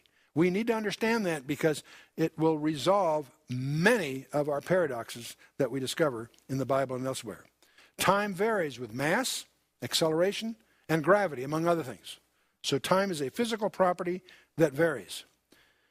You and I exist in more than 3 dimensions. We exist in 4, we've decided. Certainly, some even say 10. So beyond, we talked about the different hyperspaces that have evolved in the physics world to the 10-dimensional conceptions that are prevalent today. Nachmanides, remember I mentioned, concluded that we live in 10 dimensions. Only 4 are knowable, and 6 are unknowable in his mind. Particle physicists say the same thing, in effect. 4 are directly measurable, the 3 spatial ones in time. 6 occur in less than 10 to the minus 33 centimeters. The Bible seems to describe a universe that was good in Genesis chapter 1 and 2. But in Genesis chapter 3, a curse was placed on the earth as a result of Adam's sin, and it was drastically altered. And we believe that it was fractured in a way that left 4 physical dimensions available to us, and the remaining 6 we might call, for lack of a better term, the spiritual universe. We do know that there are other dimensions that for one reason or another are not directly accessible by us, but we also see evidence of trans-dimensional events occurring. Let's talk a little bit, let's go back to talking about time. Most of us, when we were in school, the teacher went to the blackboard and drew a line from left to right on the blackboard. In this arrow of time, we can move forward and look back, right? We have history. For us, now is the present. The past is a memory. The future is a hope, right? That's why they call now the present a present, right? It's a gift of the present. What we can't do is we can't move back in time. There's lots of stories and literature of what we call time warps, but it only has happened in one case that I know of. It generally does not happen. There was one that became man and went back to a cross on our behalf. But we can't move back, but can we look forward? Not with predictability. We can make guesses, but we don't really see the future. When somebody accurately does see the future, it tends to get our attention. So in thermodynamics, remember I said there was the first law of the conservation of matter and energy. We're all familiar with that one. The entropy laws are the ones we're going to focus on here. The bondage of decay. The third one we generally don't deal with. But the bondage of decay is the one that's going to catch our attention right here. We have measures of information. Remember we talked about disorder versus order, noise versus signal, cacophony versus music, chaos versus cosmos, randomness versus design. On the left we call it entropy, on the right we call it information, and they're opposites to one another, and there is an intrinsic drift from information to entropy. We find a created universe that is highly ordered, and yet it is winding down. There are species that become extinct. There are, in fact, mountains that erode, etc., etc. Entropy in Scripture. It may surprise you to discover that the term entropy is all through the Scripture. Psalm 102, they shall perish, grow old as a garment. That's what it means. The earth will grow old like a garment. Heaven and earth will pass away. That may surprise many. Romans 8, Paul makes an interesting remark. He speaks of the creation itself will be ultimately set free from its bondage to decay and obtain the glorious liberty of the children of God. This phrase in Paul's letter causes those of us that take the Bible seriously to infer that the bondage of decay, the entropy laws, were a result of Genesis 3, not Genesis 1. And so I have a little thing I'd like to do here that I call your epistemological IQ test. I had a very strange thing occur in my workshop at home. I had a whole bunch of black and white beads that spilled on the floor. A little frustrated by that, but I didn't want it to happen again. So as I picked them up, I just decided to put them on a piece of string. So I picked them up off the floor randomly. There are 347 of them, it turns out. But as I put them on the string, I tied a knot so they wouldn't spill again. I could just pull them off when I needed them. But as I examined this, I was rather startled as I examined it more closely. Because as I looked at the beads, there was two, separated by one, two dots in Morse code is an I. A little over here, then, there was a dash and a dot. That in Morse code is an N. Well, that's curious. I went on. There's a dash and three dots. That is there's a dash, just a dash by itself. That's a T. There's four dots. That's an H. And then an E. And as I started to go down this, there's a G, an O. In the beginning, God created the heaven and the earth. It turns out that on this string, by just random chance, we have a sentence. The first verse in the Bible. In the beginning, God created the heaven and the earth. And what startled me about this all happened by accident. As I was picking up these beads off the floor, I got this particular thing all by random chance. I sense some of you think I'm putting you on. And I am, of course. You all smiling because you know what I'm describing is absurd. You haven't done the math, but you know that my attempt to sell you that this little string of events occurred by random chance is ridiculous. I can't sell you that no matter how clever I might try to be. Could these have happened by chance? Could this have occurred by random chance? Or did I do it deliberately? Frankly, as a radio ham, it took me about 10 minutes to do that. But I think the illustration is very, very useful. Because there are 347 beads. There is an alphabet of only 2, black and white. So it turns out to be a very simple equation in information theory. The probability of any particular sequence would be 2 raised to the 347th power. That's equivalent to 10 with 104 zeros after it. One chance in 10 with over 100 zeros after it. That is a very, very large number. Or in other words, that probability is very, very small. In physics, there's often the need, when you have what's called an asymptotic variable, a variable that approaches but never reaches some other variable, they call it asymptotic. There's a point at which, even though you know it goes on forever not touching, there's a point at which you need to cut it off for various operations. And so they have adopted what's called Borel's law. Any probability that's less than 10 with 50 zeros after it is defined as absurd. There's a point at which the probabilities get so ridiculously small that we just cut it off and call it absurd. And that's called Borel's law. Well, this isn't 10 to the 50th. This is 10 to the 104th. This is really absurd. And yet, it's interesting that we let our kids go to school where they're taught that hemoglobin, the hemoglobin molecule in our blood, happens to be made of amino acids, of course. It happens to have 574 of these amino acids drawn from an alphabet of 20.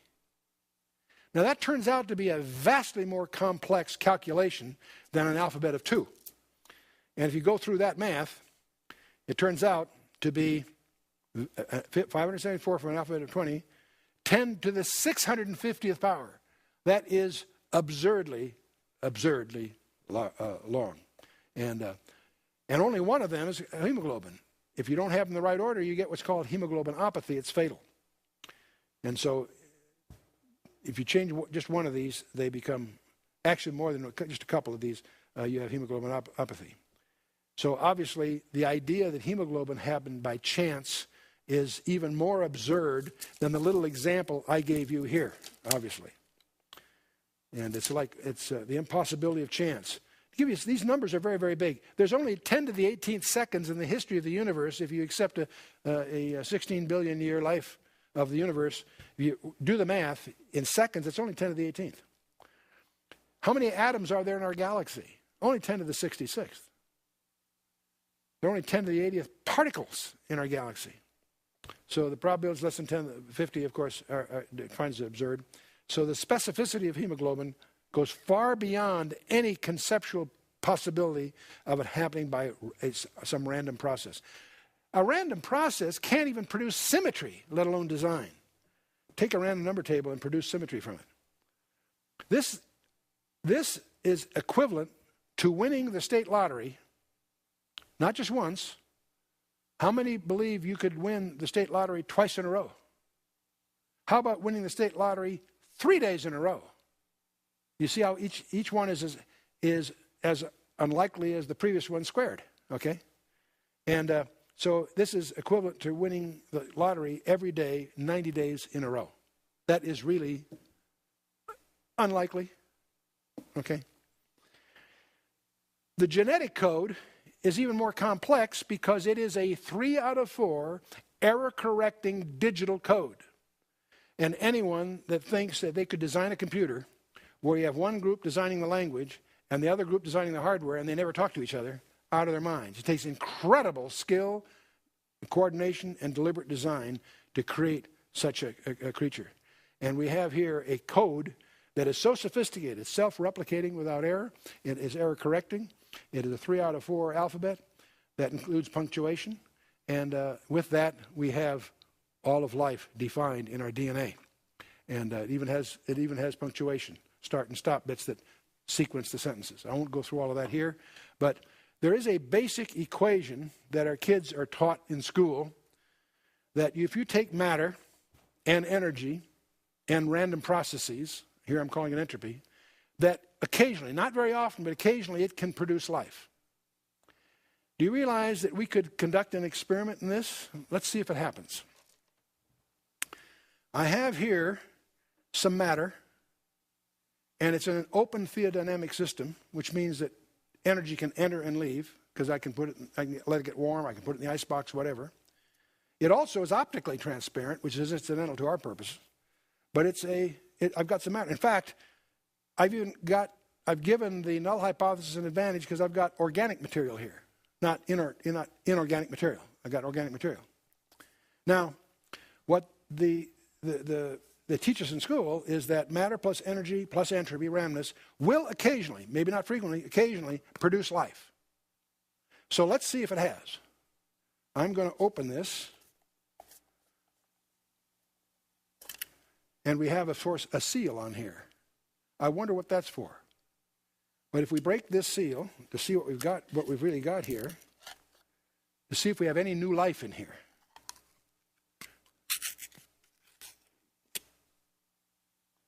There's no new life, and aren't you glad? See, the only way there can be new life, there has to be a spore of some kind, some information added. The life that's here was the life that was there to begin with, namely the peanuts or whatever.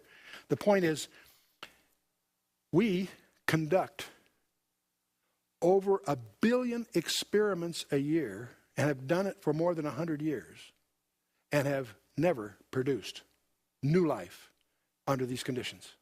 Because we go to great trouble to make sure. The entire food industry depends on the fact that this equation is incorrect.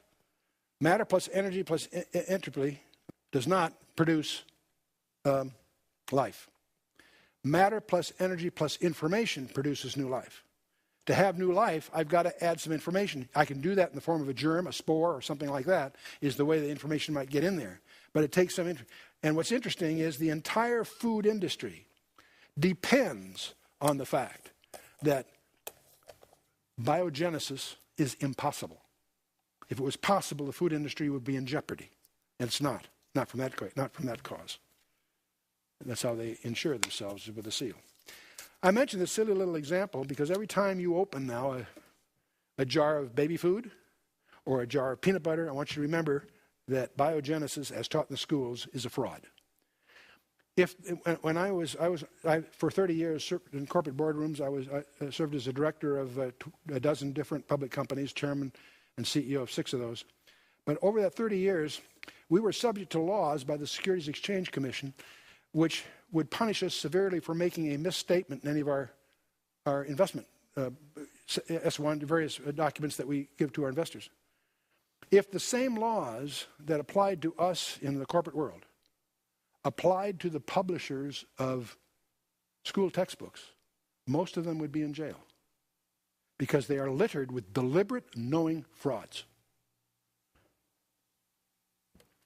The basic question, which came first, the DNA or the proteins? It takes protein to make DNA.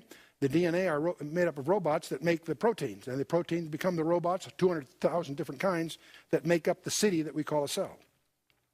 They both had to be created at the same time to a consistent system architecture that implies design in spades. Thoughts, language, are not physical, they're conceptual. The death of Darwinism. Darwinians cannot explain the origin of life because they cannot explain the origin of information. It's information that's required to have life. Let's get back to linear time here again. We started talking about the time domain. I want to get back to this because it's very useful to each of us. The teacher went to the blackboard and drew a line from left to right, very typically. At the left end was the beginning of something, the birth of a famous person or the founding of an empire. The right end of that line might be the end of that person or that empire. How many of you made timelines in school? We all have, sure. Because of that experience, when we encounter the concept of eternity, we jump to the conclusion that it's sort of like a line that starts at infinity on the one end and goes to infinity on the right. That eternity is equivalent to having lots of time. Now that happens to make good poetry, but it happens to be bad physics. Because time implies mass. Time varies with mass, acceleration, gravity. And we're in disconnect here. The nature of God. Is God subject to restrictions of mass? I don't think so. Is God subject to acceleration? I don't think so. Is he subject to gravity? I don't think so. See, God is not simply somebody with lots of time. He's somebody outside the dimension of time altogether. And boy, that makes a difference. Does that make a difference? And it's the uniqueness of his personal imprint that he uses to authenticate his messages. If God has the technology to create us in the first place, he has the technology to get a message to us. The trick is, how does he authenticate it? How does he let us know that the message is really from him and not some kind of contrivance or a fraud? Isaiah makes this remark in 57:15. He says, "For thus saith the high and lofty one that inhabiteth eternity."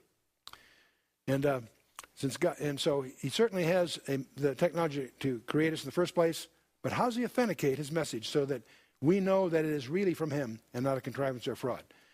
By declaring the end from the beginning and from ancient times, the things that are not yet done, is just one of many passages we could quote in that direction. Do you remember Mr. and Mrs. Flat?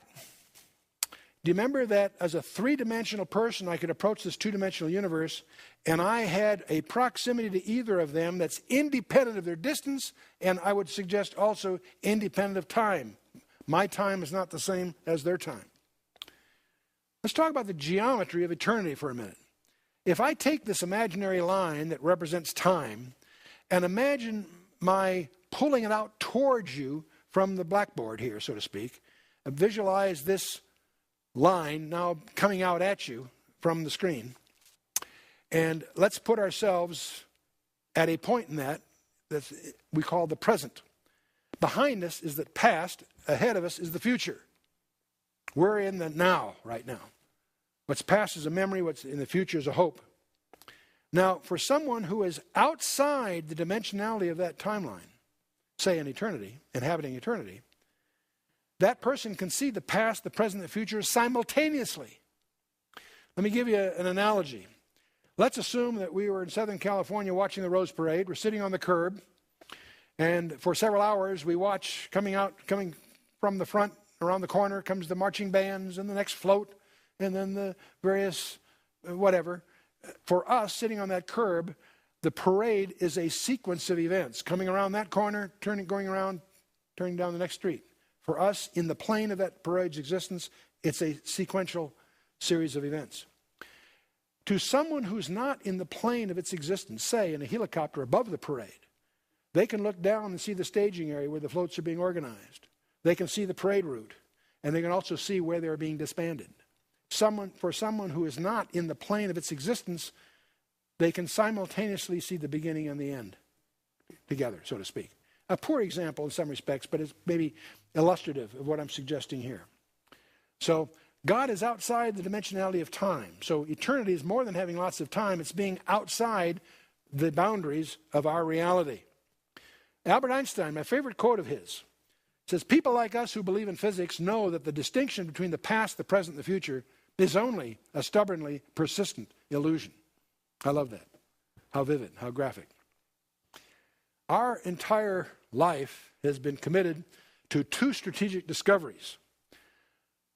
You have in your laps, I hope, a collection of 66 books that we glibly call the Bible. 66 separate books that were compiled over 2,000 years, longer than the lifetime of any of the writers, obviously, and most of these writers didn't know each other. In fact, there's about 40 of them. Over 40 authors that penned 66 different books over several thousand years. The first discovery that you need to make for yourself is the discovery that it is an integrated message. I don't mean that it's simply a theme of the old fulfilled in the new. No, much more than that. I'm going to suggest that every detail we now discover is deliberately designed in anticipation of what follows. Now, if that's true, and you need to discover that for yourself, and I'll give you some examples here shortly, then that's the first discovery. We have an integrated message system, 66 separate books, 40 different guys, over thousands of years, in which every detail is anticipated by deliberate, skillful design. That leads to the second discovery that's even more startling, that you can demonstrate, you can prove that that origin of that message had to come from outside the time domain, simply because it anticipates with an astonishing precision history before it happens. And that is its authentication. Now we have the New Testament is in the Old Testament concealed, and the Old Testament is in the New Testament revealed. It is a single integrated design. Every number, every place name is there deliberately. And Jesus gave a hint of that. Jesus said, "Think not that I come to destroy the Torah, the law, or the prophets. I come not to destroy, but to fulfill. For verily I say unto you, till heaven and earth pass, one jot or one tittle shall in no wise pass from the law till all be fulfilled." Now, a jot or a tittle is a Hebraism. A jot is one of the 22 Hebrew letters that you and I would mistake for an apostrophe. And the tittle is a little decorative hook on some of the letters. And so it's like saying, not the crossing of a T or the dotting of an I will pass until all the law is fulfilled. It's a call to taking it very seriously. There are, by at least one cataloging, there are over 8,000 predictive verses on almost 2,000 different predictions on 700 different matters. That's J. Barton Payne's encyclopedia. That's his particular cataloging of them. Now, if that's true, can we measure how confident we are? If we think, gee, some of us believe the Bible, sure, but how confident can we be? How sure can we be? Peter wrote in one of his letters, second letter, said, "We have not followed cunningly devised fables when we made known unto you the power and coming of our Lord Jesus Christ, but were eyewitnesses of his majesty." He's, of course, alluding to Matthew 17, the transfiguration. But a few verses later, he goes on to say, even though he's speaking as an eyewitness, he says something startling. He says, "We have also a more sure word of prophecy, whereunto ye do well to take heed, as unto the light that shineth in a dark place, until the day dawn and the day star arise in your hearts." What on earth did he mean? He was an eyewitness, and yet he says we have even something better. We have the more sure word of prophecy. What on earth is he talking about? Lord Kelvin, William Thompson, known as Lord Kelvin, made an interesting remark. He says, until we can measure a thing, we really know very little about it. That's what drives many scientists to really measure things, to really make sure we understand them. Well, can we measure confidence? I want to anchor our following discussion on simply one manuscript fact. The Hebrew scriptures that we call the Old Testament were translated into Greek by 270 BC. That's called the Septuagint version. We have many copies available in any bookstore. These Hebrew scriptures contain over 300 prophecies that detail their coming Messiah. 300 of them. And let's take a look at a few of these. That he was to be of the David's family. He would be born of a virgin. He'd be born in Bethlehem. He would sojourn in Egypt. He would live in Galilee. Each one of these are from the Old Testament in Nazareth. He'd be announced by an Elijah-like herald. This would occasion the massacre of Bethlehem's children. It would proclaim a jubilee to the world. His mission would include the Gentiles. His ministry would be one of healing. He would teach through parables. He'd be disbelieved and rejected by the rulers. And it goes on. He would make a triumphal entry into Jerusalem, riding a donkey. He would be betrayed by a friend for 30 pieces of silver. He would be like a smitten shepherd, be given vinegar and gall. They would cast lots for his garments. His side would be pierced. Not a bone would be broken. He would die among malefactors. His dying words were foretold. He'd be buried by a rich man. He would rise from the dead on the third day, and his resurrection would be followed by the destruction of Jerusalem. This is just a sampling of a list of 300. What I'd like to do in the brief time we have remaining is to examine just 8 of these and come to some conclusions about them. Just 8, and we're going to take the simplest ones. Let's take the first one. You've all read it on Christmas cards, if nothing else. Micah 5:2. But thou, Bethlehem Ephrathah, though thou be little among the thousands of Judah, yet out of thee shall he come forth unto me, that is, to be ruler in Israel, whose goings forth have been from old, from everlasting. We could spend a whole hour just extracting the gems that are tucked away in this one verse, but we're going to extract just one fact. Where was the Messiah to be born? Obviously in Bethlehem. Question. What is the probability of any person taken at random over the last few thousand years of fulfilling this one? If the population of Bethlehem is less than 10,000 during that period of time, and if there's an average of, say, 1 billion people on the planet Earth, just picking that number out, if we divide that out, there's about one chance in 100,000 or less that a person that you pick at random is born in Bethlehem. Have any of you run into anyone in your travels that has been born in Bethlehem? Besides Jesus Christ. I'll set him aside.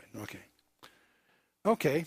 So I'm being generous by saying 1 in 100,000 is probably much more rare than that, but that's serve our purpose. Let's take another one. Again from Zechariah. It says, Rejoice greatly, O daughter of Zion. Shout, O daughter of Jerusalem. Behold, thy king cometh unto thee. He is just and having salvation, lowly, riding upon an ass, and upon the colt, the foal of an ass. Zechariah 9:9. And obviously Jesus Christ went out of his way to fulfill this very specific one. But how many people, the last several thousand years, have presented themselves as a king to Jerusalem riding a donkey? Well, I don't know of any. But if I say less than 1 in 100, I'm being generous? I think so. Let's take another one. I said to them, if you think good, give me my price. If not, forbear. So they weighed for my price 30 pieces of silver. Familiar verse to many of us. How many people have been betrayed for precisely that amount? 30 pieces of silver. Well, I don't know of many, but that's probably not hard to do. So I'm going to say the probability of someone being betrayed for that specific price is less than 1 in 1,000. I think I'm being generous. Okay? Number 4. The Lord said to me, Cast it to the potter. A goodly price that I was prized out of him. So I took the 30 pieces of silver and cast them to the potter in the house of the Lord. Now, this particular one may require a little more familiarity with the New Testament.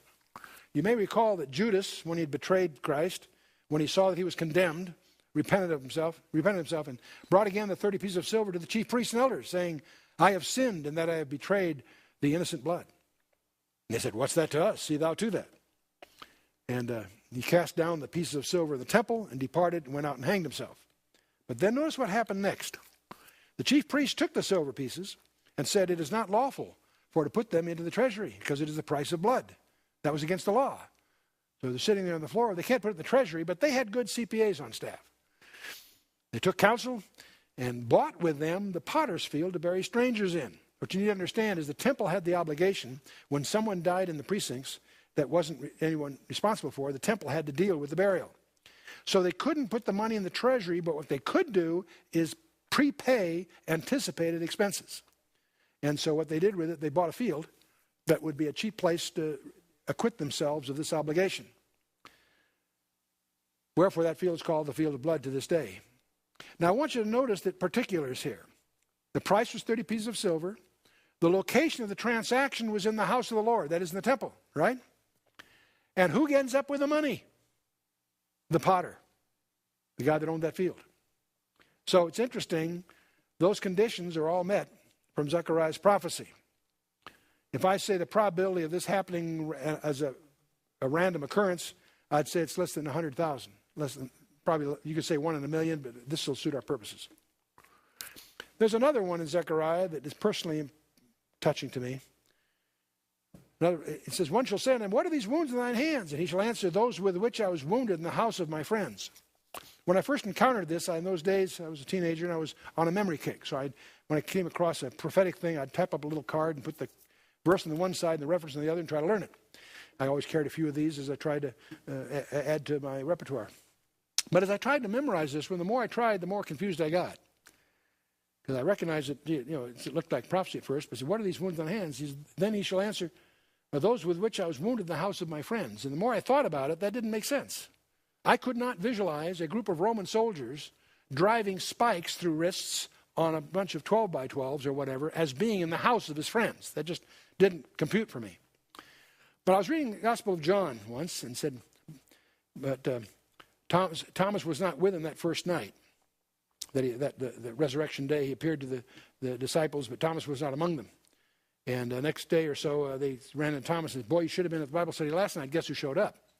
And Thomas was skeptical, you may recall. He said to them, except I see in his hands the print of the nails, and put my finger into the print of the nails, and thrust my hand into his side, I will not believe. That was Thomas's response. Well, after 8 days again, the disciples were within, and Thomas with. This time, Thomas was with them.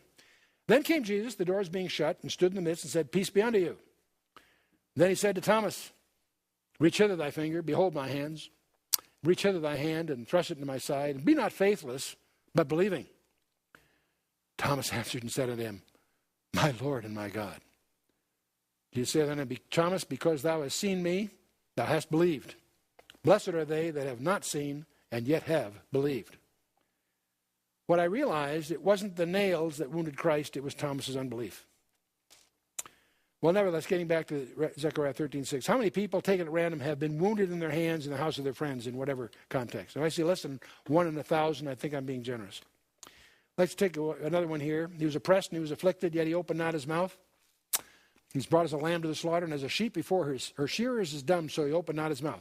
Isaiah 53 is a chapter that details the crucifixion, even though it was written as a pillar passage in the Old Testament. How many people, prisoners, accused of a capital crime, make no defense even though they're innocent? How many prisoners accused of a capital crime, death penalty situation, make no defense even though innocent? If I say less than, there probably have been some, not many, but some. But if I say of all the prisoners, less than 1 in 1,000, I think I'm being generous. Are you with me so far? Okay. Another one from Isaiah 53, he made his grave with the wicked and with the rich in his death, because he had done no violence, neither was any deceit in his mouth. How many died among the wicked and yet were buried with the rich?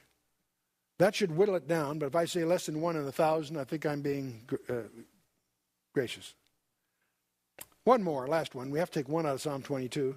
Psalm 22 reads as if it was dictated first person singular as he hung on the cross, even though it was written 700 years earlier.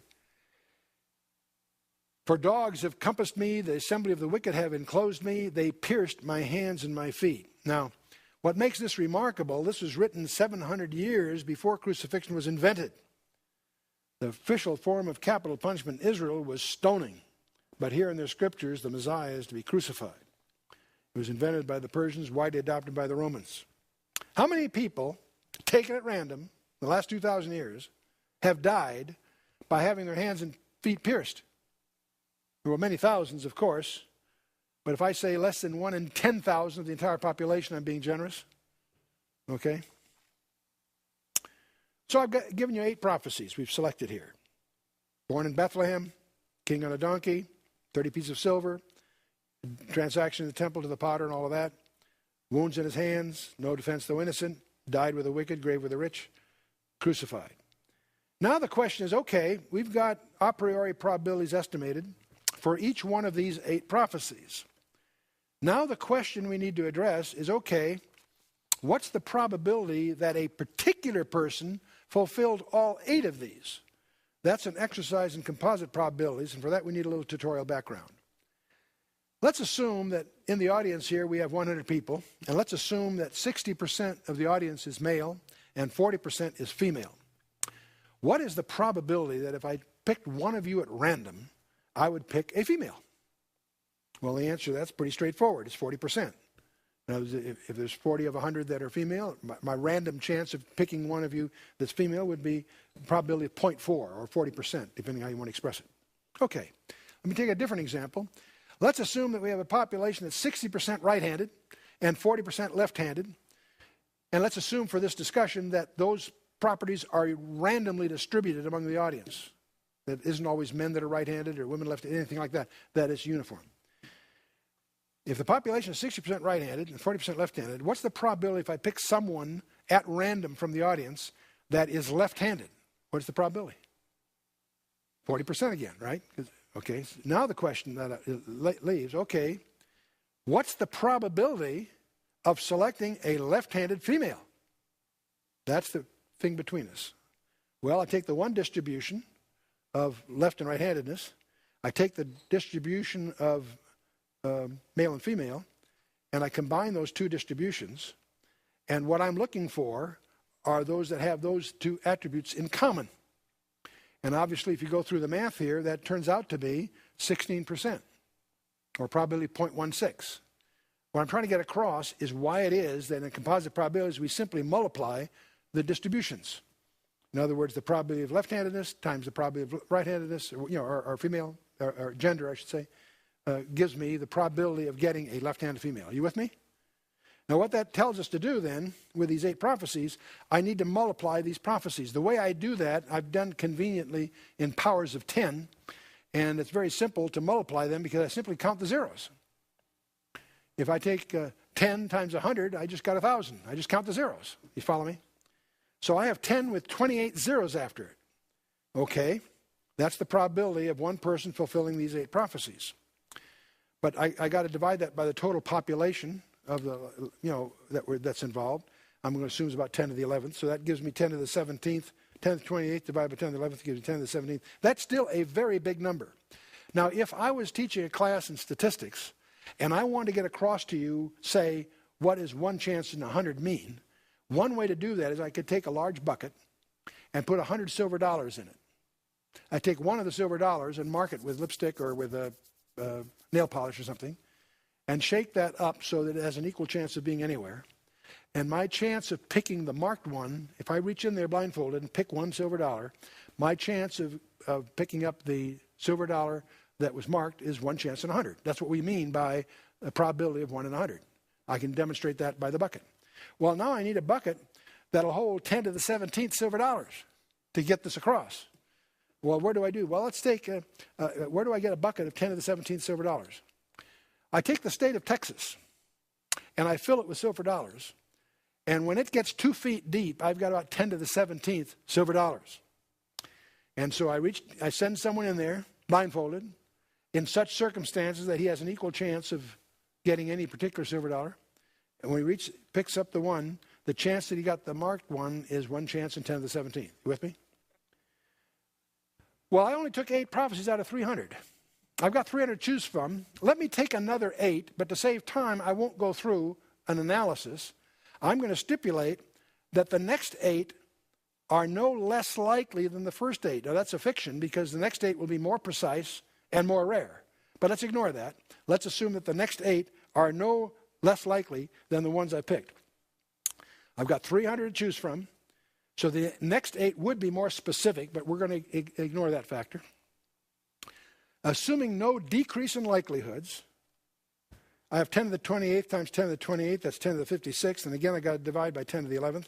So now I have 10 to the 45th to deal with. How do I get a silver dollar? What kind of a bucket do I need now?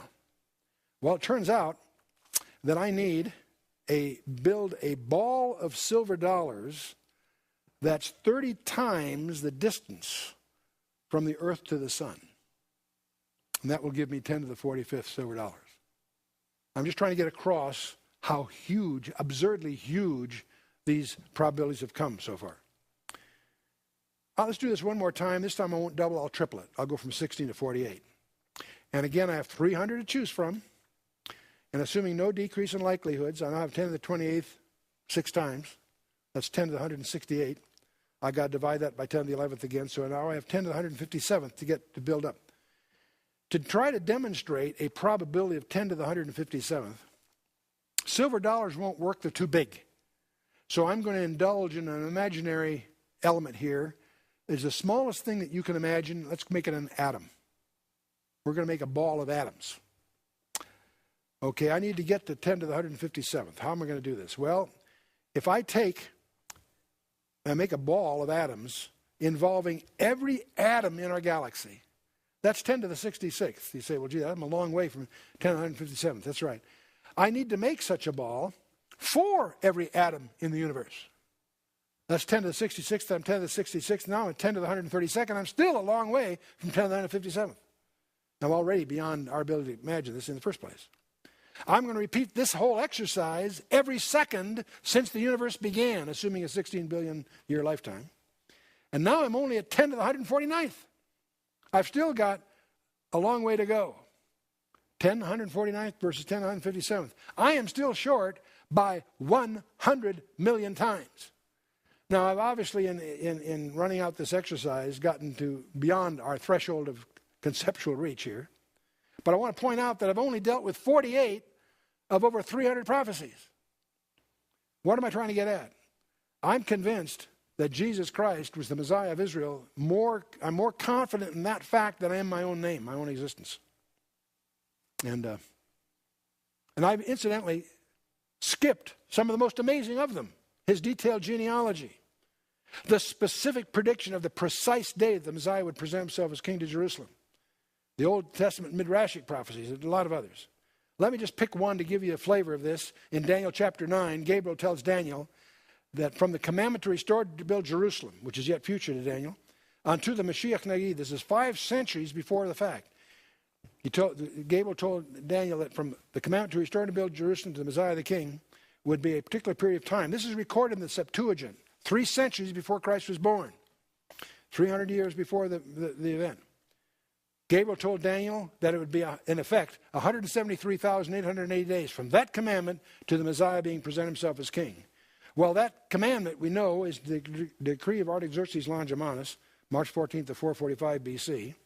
And the only time that Jesus allowed himself to be presented as a king is when he rode that donkey into Jerusalem in the event that we call the triumphal entry.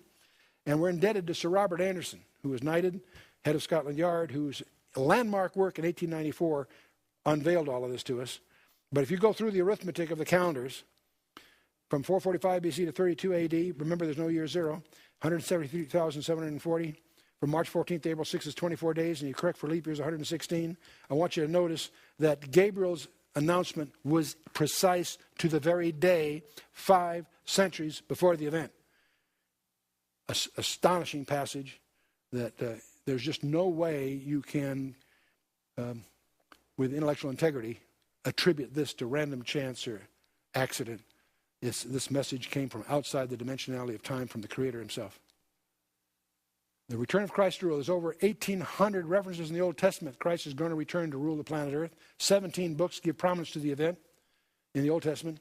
There are 318 references in the New Testament. In 216 chapters, 23 of the 27 books give prominence to the event.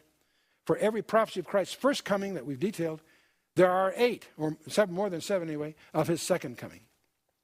So our challenge, this is the challenge. If you accept this challenge, you flunk the course. I'm going to suggest to you a premise that I hope you will challenge. I believe that you and I are being plunged into a period of time about which the Bible says more than it does any other period of time in human history, including the time that Jesus walked the shores of Galilee or climbed the mountains of Judea. Now, that's a preposterous statement, that you and I are moving into a period of time about which the Bible says more than it does even of the gospel period. Now, how do you challenge that statement? You have to do 2 things. You have to find out what the Bible really says, not what Chuck Missler says or whoever is your favorite radio preacher or whatever. Find out yourself what the Bible really says. The second thing you need to do is find out what's really going on. And you won't on the 10 o'clock news. You need to do a little homework to find out what's really going on in the Middle East, in Europe, in China, in the technologies, in the churches, in the tides in government and so forth. We monitor in our institute, according to the institute, we monitor a number of strategic trends. The struggle for Jerusalem, that's a category of intelligence gathering by every major intelligence agency on the planet Earth. The impending Magog invasion of the Middle East. The rise of Europe as a superstate. The rise of Asia, especially China. The movement towards a global government. The movement in religion for an ecumenical religion to fit everyone. The biotechnology and the advent of global pestilence. The decline of the United States as a major factor on the world scene. And the weapons of mass destruction and their proliferation throughout the world. These are just a few. They all have biblical relevance. They're all areas that you can do some research on. And it's not as if there's one of these that's important. They all are converging on the classic biblical scenario that the Bible has said all along. Now, our epistemological approach that we've taken here is to first establish the integrity of design of the Scriptures itself. You don't have to wade through ancient manuscripts to do that. All you have to do is study the Bible. It's in your lap, and to discover that there are idioms in the Old Testament that make no sense except to the extent they're fulfilled in the New. Moses raises a brazen serpent in the wilderness on occasion. That makes no sense at all until you get to the New Testament. A brass serpent, they're all supposed to look at the hill, until Jesus explains it in John 3. As Moses raised the serpent in the wilderness, so shall the Son of Man be raised up. Abraham is told to offer his son Isaac on a mountain. And he knew he was acting out prophecy. He named the place after that. In the mount of the Lord it shall be seen. He apparently realized that another father would offer his son on that exact spot 2,000 years later. We go on example after example after example. The more you study your Bible, you'll discover that there are unexplained events in the Old that have relevance only when you see in the New, and vice versa. Most of us as Christians are blind to much of what's there because we haven't done our homework in the Old Testament. The New Testament does not obsolete the Old, it fulfills it. It's one book. It's an integrated package. Once you establish the integrity of the design, then that will establish the identity of who Jesus Christ really is. Mel Gibson's movie, The Passion, was a marvelous piece in many respects, but it has some misleading aspects. It gives you the impression that the crucifixion was a tragedy. It was an achievement planned before the foundation of the world. And he fulfilled it. We need to understand who Jesus Christ is. And then having established who he is, that authenticates the whole package. That's our epistemological approach. There are some additional forms of authentication I'll share with you very quickly that you might find provocative. There are hidden codes in the Bible. It says so. The glory of God to conceal a thing. It's the duty or honor of kings to search out a matter. A rabbi in the 16th century pointed out the secrets of the Torah, the books of Moses, are revealed in the skipping of letters. In the skipping of letters. There's the thing called the equidistant letter sequence.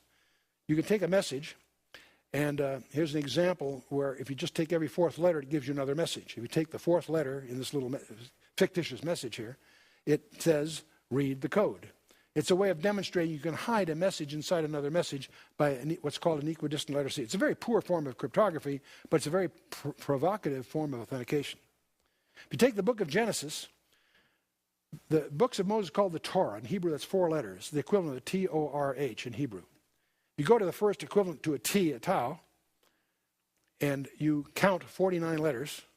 You come to a vav, and you count 49 letters. You come to a resh. You count 49 letters, you come to a hey. That happens to express Torah. Remember, the Hebrew goes, all languages flow towards Jerusalem. Nations that are east of Jerusalem go from right to left, and nations that are west of Jerusalem go from left to right. But in any case, Hebrew goes from right to left, and the Hebrew letters are equivalent to, in our alphabet, T-O-R-H. You say, well, that's a curious accident here, 49-letter intervals, 7 squared for whatever reason. That's pretty interesting. When you get to the book of Exodus, you discover the same thing happens again. First tau, then a vav, 49 letters, then a resh, and 49 letters, and a hey. And again, we have Torah spelled in this strange way in the book of Exodus. Get to Leviticus, it doesn't happen. You almost feel a sense of relief. When you get to Numbers, you discover it happens in a strange way. It happens backwards. The same equivalent thing happens backwards. You have Torah spelled backwards.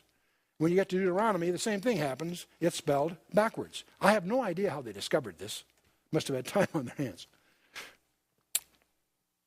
So we're puzzled by this. We look at Leviticus a second time. We discover that in intervals of 7, the square root of 49, we have a yod, he, vav, he, for the yod, he, vav, he, or the unpronounceable name of God.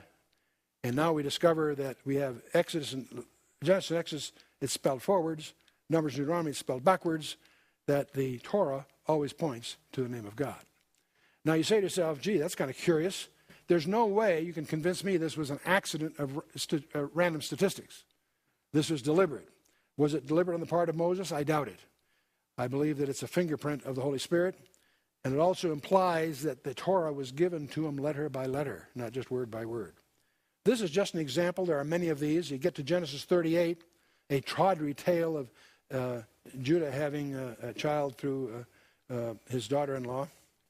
But we find in the passage of Genesis 38, we find at 49 letter intervals the name Boaz. That's curious. But again, we find 49 letter intervals following. We find the name Ruth. And then we find 49 letter intervals Obed. And then all this in the same chapter, 49 letter intervals, you find Yishai. And then 49 letter intervals, you find David. In other words, we have here Boaz, Ruth, Obed, Jesse, David. This is the genealogy of the King David in the books of Moses, long before Joshua, long before Judges, long before Samuel. And they're all in 49 letter intervals, and they're all in chronological order. The probability of this being an accident of circumstance is absurd. There are authentication codes. There's a security monitor watching every single letter of the text that doesn't rust or wear out, running continually over the last several thousand years. The fingerprint of the author. And it's a non-compromisable design, interestingly enough. Sevens occur in the Bible. How many of you notice sevens in the Bible? They occur in over 600 passages. Some are overt, some are structural, some are even hidden. They're called heptatic structures. Are they a signature of the Holy Spirit? I suspect they are. Let me give you a challenge. Imagine you were given this assignment in school. I want you to develop a genealogy from fiction, just from your imagination. But I want the number of words that you're going to turn in on your paper to be divisible by 7 evenly. In other words, if I count the number of words divided by 7, there's no remainder. How many of you could do that? You could probably fudge and make that work out, couldn't you? But I want the number of letters also to be divisible by 7 exactly. That gets a little more challenging. See, the first rule, you've got 6 chances of losing, 1 of winning, but you can fudge around that one. The second rule, you've got 7 squared. You've got 1 chance of winning and 49 minus 1, 48, of losing. You follow me? So every time I add a rule, it increases your chances of missing. The number of vowels, the number of consonants divisible by 7. I can go on here. Number of words that begin with a vowel, number of words that begin with a consonant. The number of words that occur more than once, occur more than one form, only one form. Number of nouns that should be divisible by 7. Only 7 words will not be nouns. By now, you're probably saying, you can't play. This is too rough. I don't blame you. So, the number of male names shall be divisible by 7. Number of generations shall be divisible. And you probably guessed what I'm doing here. This happens to be a description of the genealogy of Jesus Christ as found in the first 11 verses of the New Testament. Now, for you to try to replicate this even from fiction and using a computer is a challenge. Did Matthew do this deliberately? He's talking about a real genealogy. And it's in Greek, not English. English you can fudge around. Every verb in Greek had to meet 5 conditions. And so on. Greek was very precise. Furthermore, Greek has alphanumerics like Hebrew does. Every letter has a numerical value. Well, it turns out the remainder of chapter 1, if I take, it has 161 words, that's multiple of 7, 105, it go right through the same kind of partitioning and counting. They're always multiples of 7 exactly. Very difficult to simulate, by the way, even if you're trying to do it on purpose. The childhood of Christ, chapter 2, again, we have the same kind of 7-fold heptatic structure. Again, I won't take you the long form through all this, except the more you get into it, the more astonishing it is. Now, see, for a rule of only 2, that's 7 times 7, you got 1 chance in 49 of getting it right. For 3 rules, 1 chance in 343 of getting it right. For 4 rules, it's 1 chance in 2,400. Well, I've given you 9 rules. That's less than 1 chance in 40 million of getting it by accident, just happening getting it right. Would you like to try this? They're working 8 hours a day, 40 hours a week, 50 weeks a year. I'll give you 2 weeks off for vacation. That's 2,000 man-hours a year, or 120,000 minutes per year. You have 7 to 9th chances. You got to have 40 million attempts on a random basis, at an average of 10 minutes per attempt. That you could get this knocked off in about 3,362 years. Not likely that you could do it manually. Okay, but it gets worse. And there's more to it than all of this. We're sharing with you the discoveries of Dr. Ivan Penin, who graduated from Harvard in 1882, discovered Christ, has a PhD from Harvard. That's a real miracle. He discovered the heptadic structures and underlying the biblical text in 1890. He's committed the rest of the 50 years of his life, generating 43,000 pages of discoveries. He went to the Lord in 1942. Comprehensive design. The New Testament consists of 27 books. And you go through the vocabularies, the geometrical value, the value of the longest, the shortest words. It's all multiples of 7 exactly. Astonishing. Here's a fascinating one. There's a vocabulary that's absolutely unique to the Gospel of Matthew. They're words that only Matthew uses. There are 42 of these. It's a multiple of 7. They have 126 letters. It's a multiple of 7. How could Matthew have organized this if he tried to do it deliberately? Only one of two ways. He'd get the other authors of the New Testament to agree not to use those words. I don't think that happened. Or you could argue from this phenomenon that his gospel must have been written last, because then he could look at all the others and make sure that these 42 were, that this geometry be preserved. So all they have in common is that they're unique to Matthew.